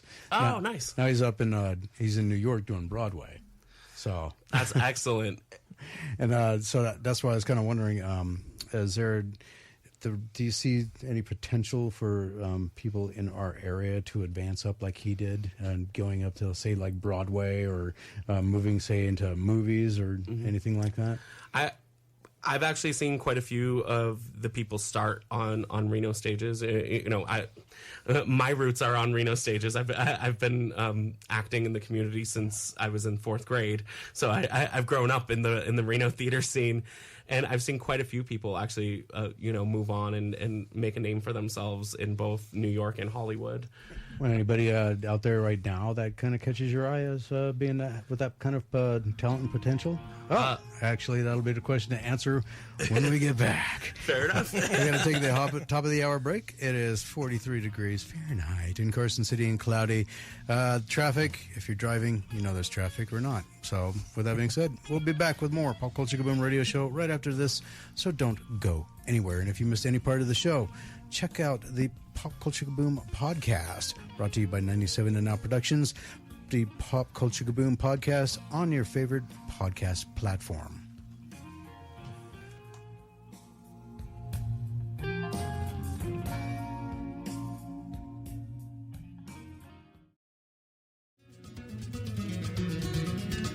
Welcome back to the Pop Culture Kaboom Radio Show. Everything you want, everything you need in pop culture entertainment. Our in-studio guest is Mr. Lyric Burt. He is the co-founder and El Presidente of Silver State Storytellers, and we're talking about their upcoming competition for the Love Notes short film competition. If you'd like to know more about Silver State Storytellers, you can go and check them out at nvstorytellers.org. And they have all the information that you need. Other ways to support them, joining their newsletter, their competitions, which there's going to be 3. Love Notes is the first one of the year, and it is going on now, or will be going on starting this week. And then there is going to be the Sci-Fi Summer. Yes, the title on that one's to be determined. We're having a board meeting about it next week. And then, of course, the Carson Creepy short film competition, which is kind of the big one of the year. At least it was last year. Absolutely. And we're also adding the 48-hour film project to our rotation as well. Yes, that's right. But that's in Reno, correct? Yes. Okay. But anyone in the Truckee Meadows is welcome to join. We call this program Carson City Shorts with these 3 competitions a year held at Brewery Arts Center. But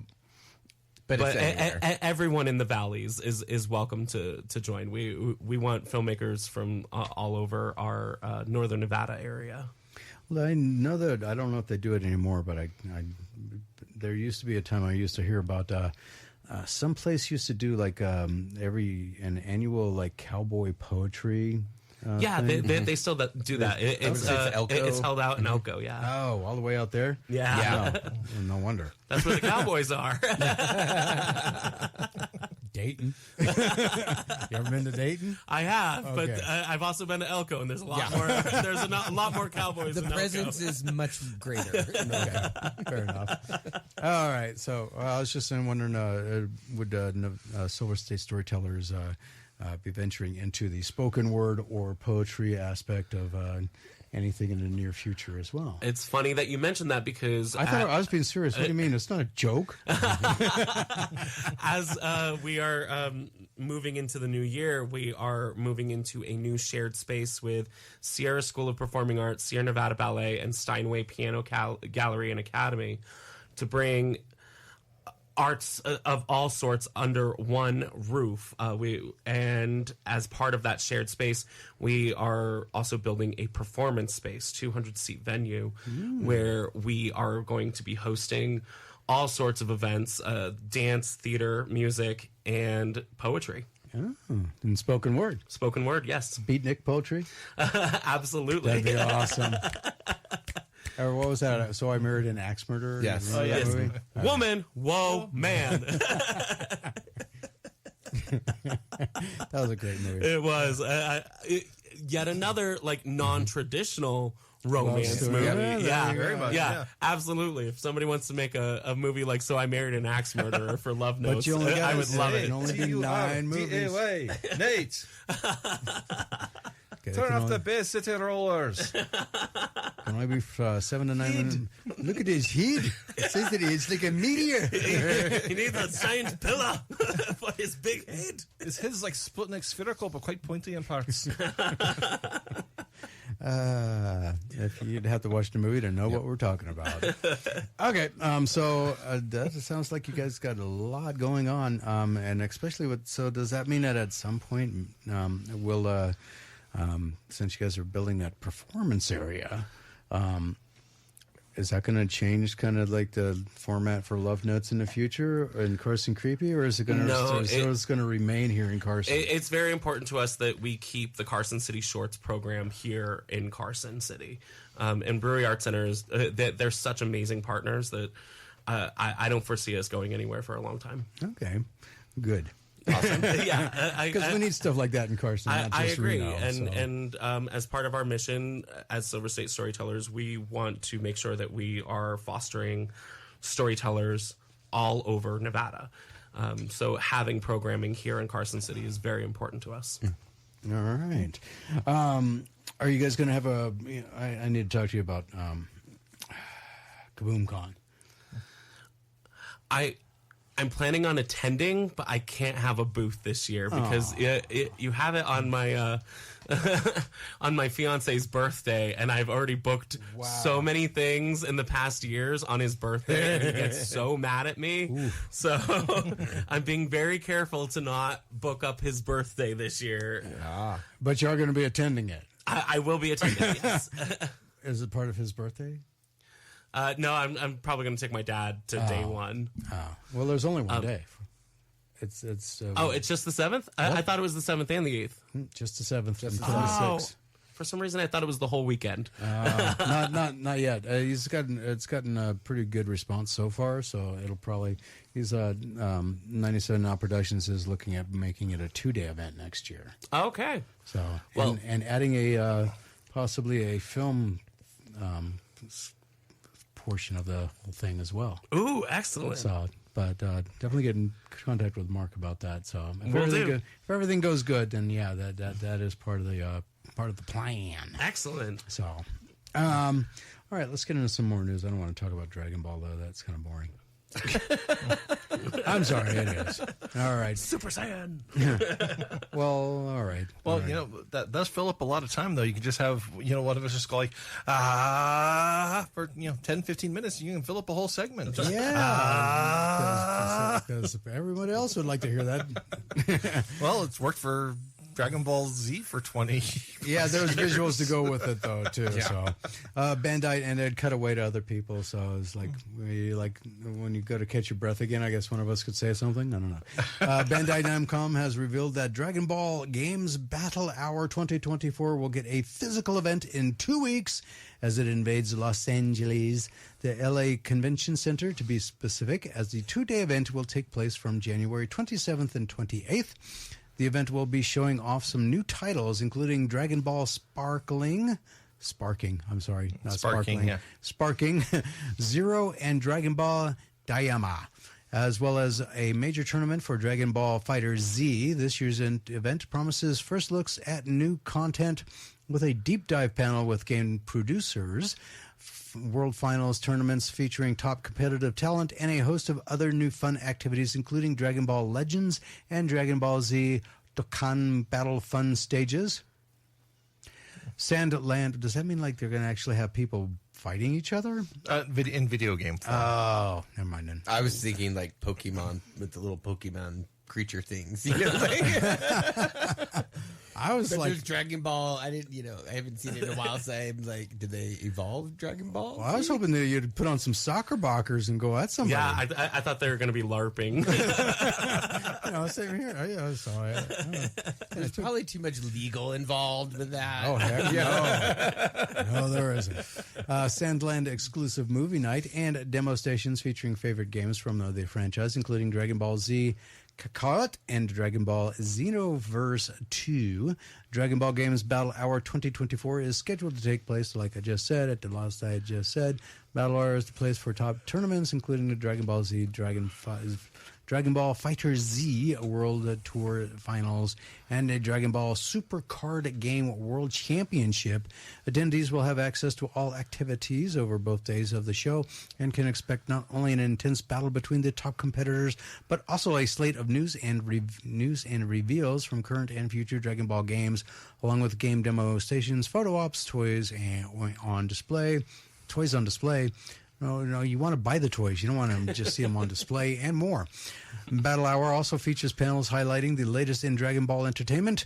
This year's event features the Dragon Ball Games producer panel with Ryu Mito, producer on the Dragon Ball Z Sparking series. There's a series? I thought it was just it was a new game. Is that the guy's real name, or did he change it to Ryu? I don't know. Ryo. Is that Ryo? Ryu. Oh, Ryu. Ryu. Very common Japanese name. Okay, because I was.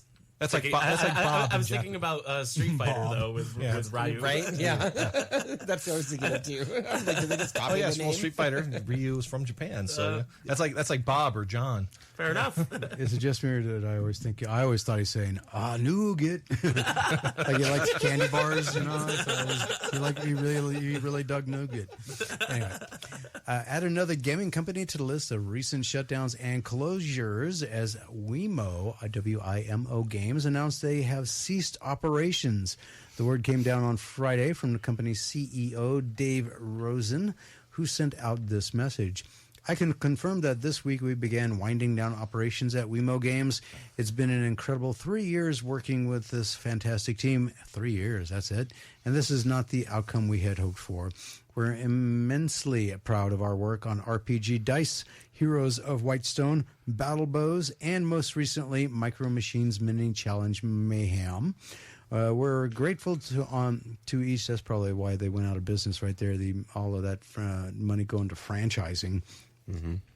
We're grateful to each and every player that bought the games to our team, poured so much of their hard work into.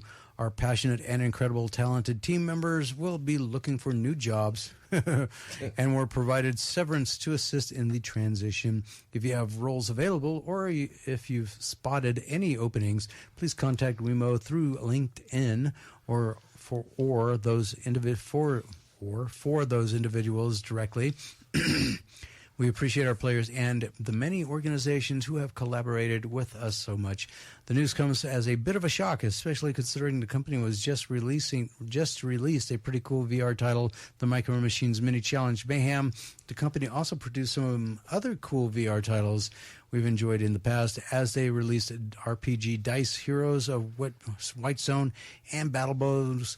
While support for all these titles will cease, it looks like they won't be taken off their respective VR shops they currently sit on, which is a relief. There was no confirmed indication as to why the company had to shut down, but the company was relatively new, as it was formed in Texas back in 2021 and only had a staff of 35. It's kind of shocking to me to hear about all these layoffs and shutdowns in the gaming industry, because my understanding was that gaming was at an all-time high as far as users. But that was because of COVID. And since things are starting to open up and people are having to go back to a relatively normal life, the games, they used to, during COVID, they were buying games to fill in time while they were stuck at home. Now they aren't stuck at home anymore. So now they don't have to keep buying games and new systems to find something to do. So they thought that they were riding a gravy train. They thought it would last forever. Apparently, like the top reason for divorce in America is because of gaming. Is because like the guys are spending too much time on their Xboxes and ignoring their girlfriend or wives, as the case may be.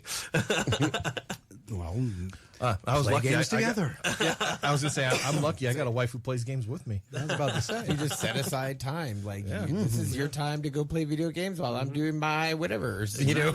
Exactly. It's like when my wife watches basically chick flicks or romances or whatever, or I will go and do my own thing. Yeah. And While she's off watching prequels, he's playing something. He's playing Star Wars Galaxy. I am actually. No, I'm actually doing other things. I got too much on my plate right now. Konami revealed the latest anniversary collection coming to Yu-Gi-Oh, a trading card game, as they revealed the 25th anniversary Rarity Collection 2, capitalizing on it being a sequel. This new set has twice as many Ultra and Secret Rares per pack and twice as many chances for Luxury Rares on every pack. Each card in the set is available in every rarity, including luxury rarities such as Quarter Century Secret Rares, Prismatic Style Collector's Rares, and Prismatic Style Ultra Rares. Each pack contains 9 new cards, which break down to 2 secret rares, 4 ultra rares, and 3 super rares. Why couldn't they just have a rare card? Why do they have to have 90 different variations of a rare card? Super rare. Extra super ultra mega if rare. every pack contains these, are they really that rare? I know. The only rare card ever was the Lord of the Rings, the One Ring card, because they literally only made one. That is a rare card. Yeah. So, yeah. Anyway, so as the set will be released on May 24th, 2024, and it'll be $10 per pack. And yeah.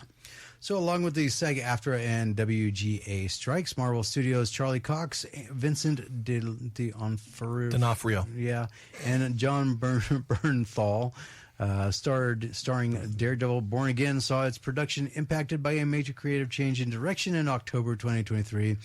That's when Dario Scardpan was brought aboard as showrunner, and the co-directing team of Justin Benson and Aaron Moorhead was tapped to helm the remainder of the season and apparently to shift the show's current creative focus. Now, The Hollywood Reporter is reporting that that production on the series is expected to resume this coming Monday, January 22nd, tomorrow. In addition, Philip Silvera has joined the team as stunt coordinator and second unit director. Why is that important? Because Silvera was also a stunt and fight coordinator on Netflix's Daredevil series, a move that gives off the vibe that we can expect more street level action moving forward. As for the whole Netflix / MCU situation, Marvel Studios embraced the Netflix series canon in the lead up to the debut of Echo by using footage from the series to establish Kingpin's backstory. The additions of Bernthal and Silvera helped push the argument closer to the Netflix universe being canon, which might explain why rumblings about Deborah Ann Wool and Eldon Henson reprising their roles as Karen Page and Foggy Nelson, respectively, have been getting louder. And if you're like us and you thought 18 episodes was a pretty hefty episode count, no, I didn't actually. For a single season in the era of streaming, it looks like you were right. THR also reports that the 18-episode order will be trimmed down to a more standard streaming fare, possibly 2 8-episode seasons. Bleh. Bleh. Bleh. Yeah, but at least, if it comes with a quality show, that'd be nice. Because, particularly when it comes to the fight choreography, I can't speak to Echo itself as a show, but the fight choreography between her and Daredevil, I saw that fight and it just made me cringe. It was that bad, huh? Well, yeah. Okay. All right, so that music means that it's time for us to take a hard break. There's still plenty of show left, so don't go anywhere. And Alert Burt is with us the rest of the show as well. So if you have any questions about Silver State Storytellers or any of their film competitions or anything that they are doing, Love Notes short film competition, the Sci-Fi Summer film competition, or the Carson Creevy. I just like the sound of that Sci-Fi Summer. It's awesome. Please go ahead and feel free to give us a call and ask away, 775-515-4141, or you can hit us up through Facebook as well at Pop Culture Boom Facebook page, and we'll be right back, so don't go anywhere.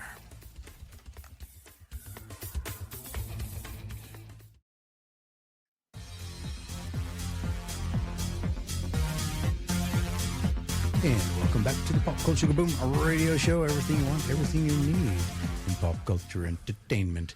And the interesting little conversations we're having here while the microphones are off. Yeah, definitely nerding out. And I enjoy it. Speaking of, I was thinking of something just a second ago, too. And it's gone.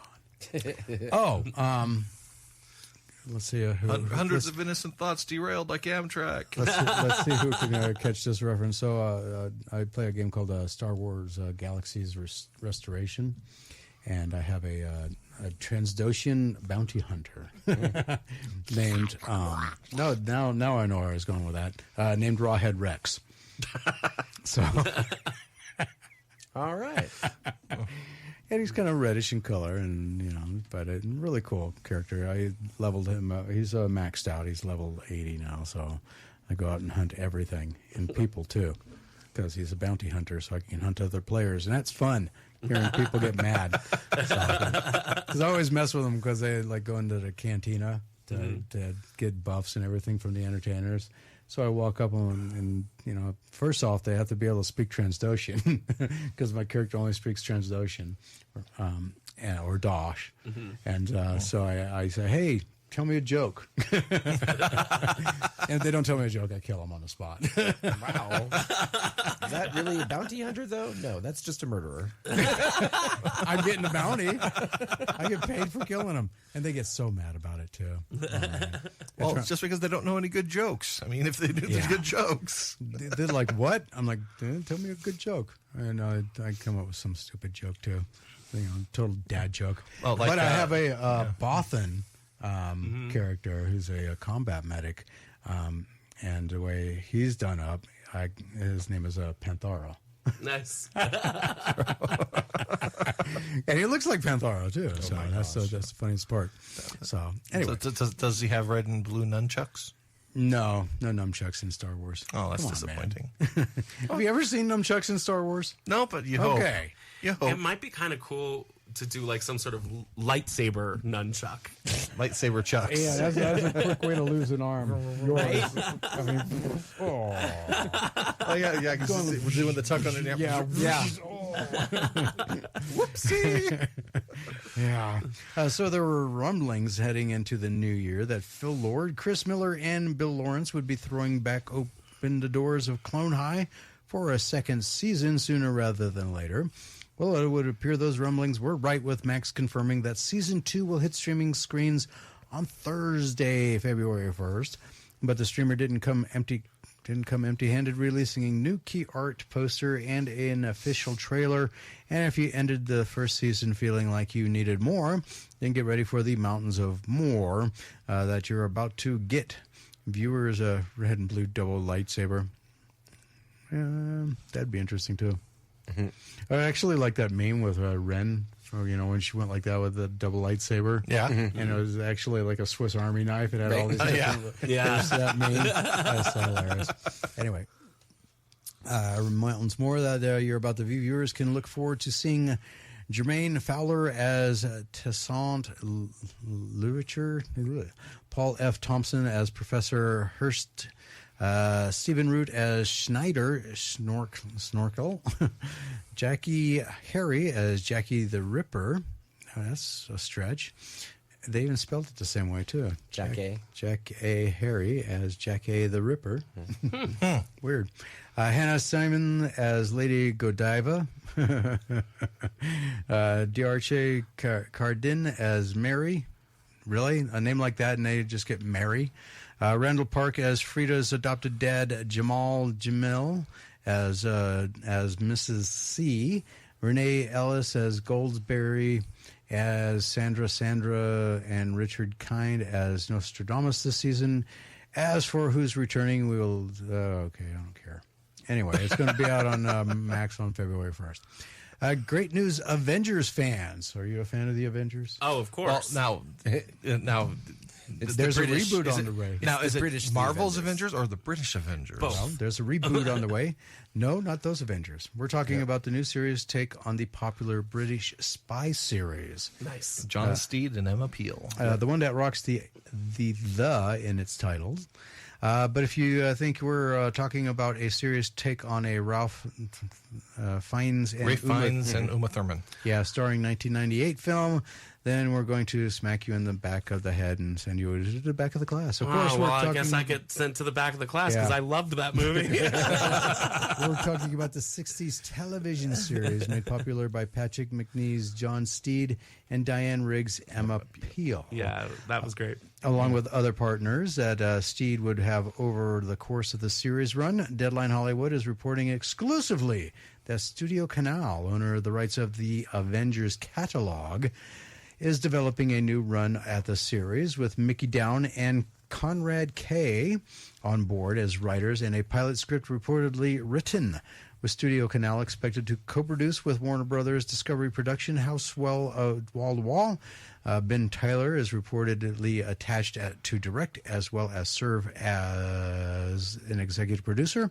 Despite early reports that the project was set for HBO, a permanent home for the potential reboot has yet to be determined.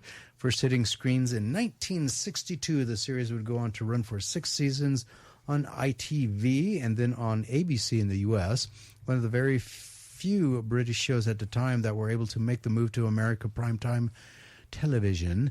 As for that 1998 film starring Fiennes and Thurman that we mentioned earlier, let's just say that critics and viewers found a rare moment to unite in utter dislike of the big screen effort. Since that time, there have been rumblings about remakes on the big and small screens. For example, Shane Black shared in 2018 that he had co-written a pilot for a remake with the writing partner Fred Decker that was submitted to Warner Brothers TV. Ooh. I'm going to need your corrections on the next one, Spencer. Okay. Crunchyroll announced international theatrical dates for Demon Slayer Kimetsu no Yaiba to the Hashira training, bringing Tanjiro and the Demon Slayer Corps back to the big screen in a not-to-be-missed anime theatrical event starting on February 21st. Demon Slayer Kimetsu no Yaiba to the Hashira training will feature a connected Bond, Daybreak, and First Light, Episode 11 from the Swordsmith Village arc, featuring the conclusion of the fierce battle between Tanjiro and Upper Four Demon Hantanju. Hantanju sounds right, yeah. Okay, as well as Nezuko. Nezuko's triumph over the sun. This will be seamlessly followed by Episode 1 of the highly anticipated Hashiri training arc, featuring the start of training conducted by the Hashiri in preparation for the forthcoming final battle against Muzan Kabatsuji. Badly said, but properly pronounced. Okay. Well, said with utter confusion that I wasn't saying it right, so I was looking for a little reaffirmation there.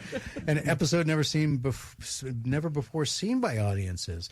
Demon Slayer Kimetsu no Yaiba to the Hashiri training will allow fans to revisit the gripping finale of the Swordsmith Village arc while getting a sneak peek at the highly anticipated Hasari training arc in one extra-sized blockbuster experience. Demon Slayer Kimetsu no Yaiba to the Hashiri. I keep mispronouncing that one. I keep coming up with new names for it. Training marks the first time fans can watch the finale from the Swordsmith. Didn't I just say that? And see the beginning of that. Blah blah blah. Well, AI articles seem to be paid for by the word, so they repeat themselves a lot. It did. It completed that whole sentence. It just redid. And it's just teasing you. It wants you to have to keep saying that over and over. I guess so, because then in the very next start of the very next sentence, Demon Slayer Kimetsu no Yaiba to the Hashiri art training will be distributed in North American theaters, including in IMAX and premiere large formats, starting on February 23rd by Aniplex of America, Crunchyroll, and Sony Pictures Entertainment. It's pretty awesome because they released after the first season of Demon Slayer, they released a movie that took place for the next story arc. Mugen Train. Yeah, Mugen Train. Yes, exactly. Yeah, and that was and it was widely popular too. It set a whole bunch of records because it came out during the pandemic. So And it still actually did decent numbers at the pandemic, Yeah. which means there was some real demand for that. and people didn't care about the pandemic. Until Dawn. You ever hear of that? That's a game, right? Yeah. Is heading to the big screen. Nice. One of my sisters is still trying to get through all the different endings on that. There's a bunch of different endings. Oh, yeah. Oh, okay. It's almost like an interactive movie. You can basically decide if somebody lives or dies just by pressing left or right on the joystick. Oh. The popular horror game adaptation will be directed by David F. Sandberg, who will reteam with Annabelle creation collaborator Gary Nieberman to bring the game to life. Sandberg has 2 Shazam movies in his directing credits since then. Shazam movies. Oh, Shazam. Okay. Oh, you weren't a fan? No. Not many people were, but I actually enjoyed them. Well, the first one, The first one was the first one was really good. The first one was okay. The second one was just Too much. god-awful. Oh, I loved it. It was god-awful. But I'll watch anything with Lucy Liu. I think she's No, yeah, I'm with you there, yes. she's an acting goddess. Fair enough. Did you know that there's going to be a Venom 3? Yes, I did, Eric. Yes. Thank you. Yes, and we will report on to it as we get more information about it. Yeah. Like with this. Where am I? I got lost. Okay, well, Dapperman, who wrote these screenplays for numerous horror hits like the It franchise, The Nun, and more. He also directed a remake of Salem's Lot that Warner Brothers needs to decide what to do with. Yeah, they do. And released it already, by the way. The Hollywood Reporter says that Screen Gems is keeping the film's plot under wraps. It's based on a game called Until Dawn. I mean, how much of under wraps can you keep a film plot about a video game that's been out there for a while? The plot is that people need to survive until dawn. Yeah, so, I mean, come on. I've never even played the video game, and I know that that's the plot. And all you got to say is Wendigo. I mean, that's Wendigo? Yeah, it's the monsters in it. From the official website, it does say, when 8 friends become trapped on a remote island getaway gone wrong. A remote island getaway gone wrong. What is a remote island getaway gone wrong? It's kind of like a remote camping trip gone wrong. Yeah, we've also seen this in so many movies. I was going to say, wait, wasn't there another video game too? Dead Island or whatever? Yeah. That's what I think of when I say remote is like an island. Nobody can get there because it's remote, not the mountains. Anyway. Well, I think can be remote I think Evil Dead would like to have a word with you on that. Huh? I think Evil Dead would like to have a word with you on that about remote in the mountains. They were remote out in the woods. He wasn't on a mountain. The woods weren't on a mountain? No, not that they didn't look mountainous to me. 10 Little Indians, Agatha Christie. They're trapped on a mountain. Okay, but it's on a mountain, not a remote mountain. The Shining was a hotel on a remote mountain. Yes. You got me on that one. All right. Thank you, Rob. A remote mountain getaway gone wrong. Things quickly turn sinister, and they start to suspect they aren't alone. Gripped by fear and with tensions in the group running high, Gasp. you'll be forced to make snap decisions. That could mean life or death for everyone involved. Every choice you make while playing as each of the 8 friends, even the seemingly trivial ones, will carve out your own unique story. Written in collaboration with famed horror writers and directors Larry Fessendine and Graham Resnick. Find out who will survive with spine-tingling performances from a Hollywood cast including Hayden Panettiere. Thank you. Brought to life with the power of PlayStation registered trademark 4. Your actions alone will decide who survives until dawn. Trademark. I have never played the game, so I can't speak of its quality. It is interesting that this was one of those more interactive-based games, though, from what I understand. And it will lose a lot of that in the adaptation. So, well, the movie, it's the game itself is kind of like an interactive movie. It's not like you control the characters the whole time, like like how you make Lara Croft walk or run. Mm-hmm. Basically, you get to kind of a checkpoint, and you basically like quick time events. Mm-hmm. Yeah, but you ain't going to be able to do that with a movie adaptation. That's true. And so is there enough story there when you take those elements away? Well, I think so. When you got 8 people, Wendigos, remote, there you go. Guys who set other people up, and bad things. Yes. Okay. I'm sure there's somebody who was like, in on it, Yes, there was. Yep, see? So, who's played Five Nights at Freddy's? Long time I've ago. not played it, but I just watched the movie. Okay. I've watched every episode of Game Theory about the lore for Five Nights at Freddy's. Okay. I've seen the movie and I've played the first game. Okay, so you played it. Does it hold up as far as translating the game to a To the motion movie? picture? Yeah. It was actually very decent. I mean, you have to change some things, but yeah, it was decent. I liked it. It's a good movie. But you had to change some things. You had to, because the whole Got to movie. streamline a few things. Well, yeah. But did the especially things they changed- based on I don't know the later iterations, but the first Five Nights at Freddy's was very static. It was very you just looked at it was just video cameras, so you can't have that as a movie. Yeah, you can. That'd be actually a movie I'd encourage everyone to watch. Hardcore Harry. I've heard of it. I have not watched it. That is It's an on action- my watch list. That's an action movie done from a first-person perspective. Like the a entire video movie game. is Yeah. first-person perspective. Hardcore Henry. Hardcore Henry. Not Harvey. Henry? What did I say? Henry, you said hi, Harry. Oh wait, no, I do remember my friend showing this to me, and I was on some not so legal substances, So the ending really got and you. I was like, "What did you just do to me?" It was a very traumatizing experience. The same friend also did the same thing to me with Crank. Whoa. Oh, speaking of Jason Statham movies. Yes, he was talking about the movie. Yeah, the movie. The movie Crank,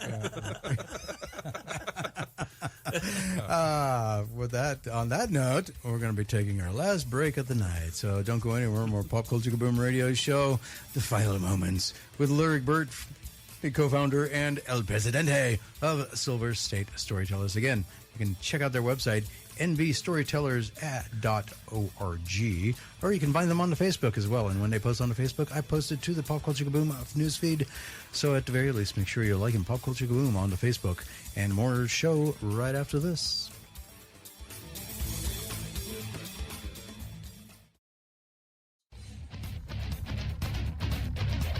And welcome back to the Pop Culture Kaboom radio show. Spencer Stoner, Rob Nault, your not-so-humble host, Jimmy Jones, and our special in-studio guest, Lyric Burt. Hey, hey! The big Muppet Show welcome for you. On the Muppet Show tonight. Dun, dun, dun, dun, dun. Anyway, more news for that one person several months ago who was inquiring about this movie. Here you go. I wish I could remember the person's name. Okay. I remember the email we got. I don't even About what movie? What movie? Tron. Ares. Tron 3. Ares. Oh. Yeah. So, after facing a series of delays and setbacks, filming on Tron Ares is now officially underway. Yay! Wow! The third film in the Tron franchise plans for a follow-up to 2010's Tron Legacy began as early as the second film's release, but would later fall through when Disney announced they had scrapped the film in 2015. In 2017, the project would get fresh life with Jared Leto attached to star. Filming was intended to finally get underway in August last year, but the project was again delayed due to the ongoing WGA and SAG-AFTRA strikes. Now, director Joachim Roning has confirmed that the frequently troubled Tron 3 has finally begun filming by posting a new set photo to Instagram. While the photo only reveals the production's stylized Tron 3 logo, featuring the number 3 in place of the letter O, the director also accompanied the picture with the caption, "Week 1 on the grid." Despite only enjoying moderate box office success at the time of its original 1982 release, the first Tron movie would eventually become regarded as a cult classic and hailed for its groundbreaking visual effects and unique premise. Given the honored place the original Tron held within the pop culture landscape, anticipation was high when Disney first began work on a sequel as far back as 2005. Yet when Tron Legacy finally made its debut 28 years after the first movie's release, reactions were mixed despite the sequel's ability to generate a healthy box office profit. I thought it sucked. It was terrible. Well, yeah, It drew too much upon what was already done in the Matrix. yeah, and the de-aging technology just wasn't quite there yet. Wasn't that the first time it was used? Yeah, So yeah, yeah, Jeff with the young Jeff Bridges. It was a little too uncanny valley. Still, I just thought I that think they should the have whole expanded story the universe was just, instead of going to where they went. Like, because it was especially just a boring 28 story. years later, we did not need to revisit the same characters. You know, Yep. Everybody knew what was going on with Tron. So anyway, yeah, but at least Bruce Boxleitner got more work. yeah, about time. Where was I?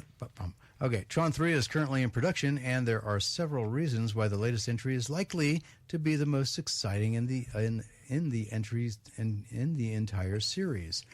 Nonetheless, at the time, there was still enough interest to justify Disney's initial investment in Tron Legacy director Joseph Kosinski's vision for a third movie. Originally slated to be called Tron Ascension, described as an invasion movie that would have seen characters from the grid cross over into real life. Oh, I hope they don't do that. It would have also seen the return of Olivia Wilde and Garrett Hedlund to their respective characters. I hope they don't do that. Yet those plans would later be thrown into disarray when Disney opted not to move forward with the project. Thank you, Disney, for making a right decision before filming was set to begin in 2015. At this stage, there was no indication whether previous Tron Star Legacy stars Garrett Hedlund and Olivia Wilde will return for Tron Ares. While little is known about the plans for the current iteration of Tron 3, it probably comes as a relief to many that worked on the prequel. And the threequel is finally underway after so many setbacks. Currently slated for a December 2025 release, the release of Tron Ares will mark an expansive 43 years since the first movie wowed audiences and introduced the world of the digital realm of the grid. With any luck, Roning and Leto will be able to deliver a movie worthy of the franchise's enduring legacy. Well, as long as he doesn't laugh like the Penguin, we should be okay. You mean the Joker? Well, yeah, but his Joker laughed like the Penguin. His Joker laughed like he had something caught in his throat. Did you see at the Golden Globes that nobody would sit at the table with him? Really? There's all these shots of him just like sitting by himself. Yeah. Because apparently he's just like super cringy in real life. Like, yeah, he's like creepy.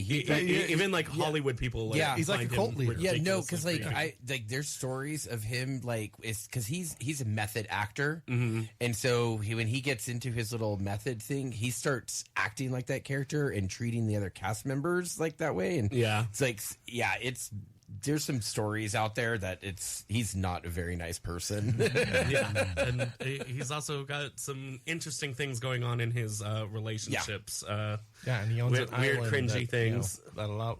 He owns an island that's not at all like Epstein Island. No, not at all. And there are some Epstein-like accusations against him as well. Whoa, okay. Isn't he in a band? Yep, 30 seconds to to Mars. Yeah. Interesting. All Yeah, right. it's not an actual measurement of distance. So to tie in with Love Notes, a short film competition that starts. Can you make a short film in 2 weeks?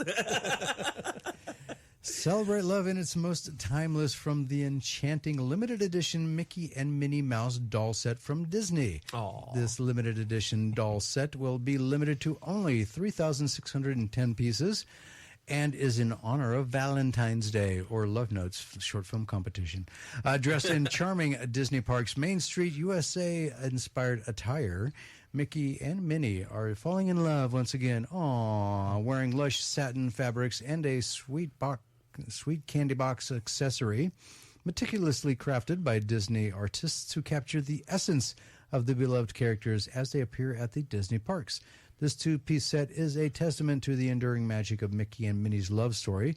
They are both packed with care in a nicely crafted box with artwork and an adorable certificate of verification. Oh, it's not authentication anymore. It's verification. Okay.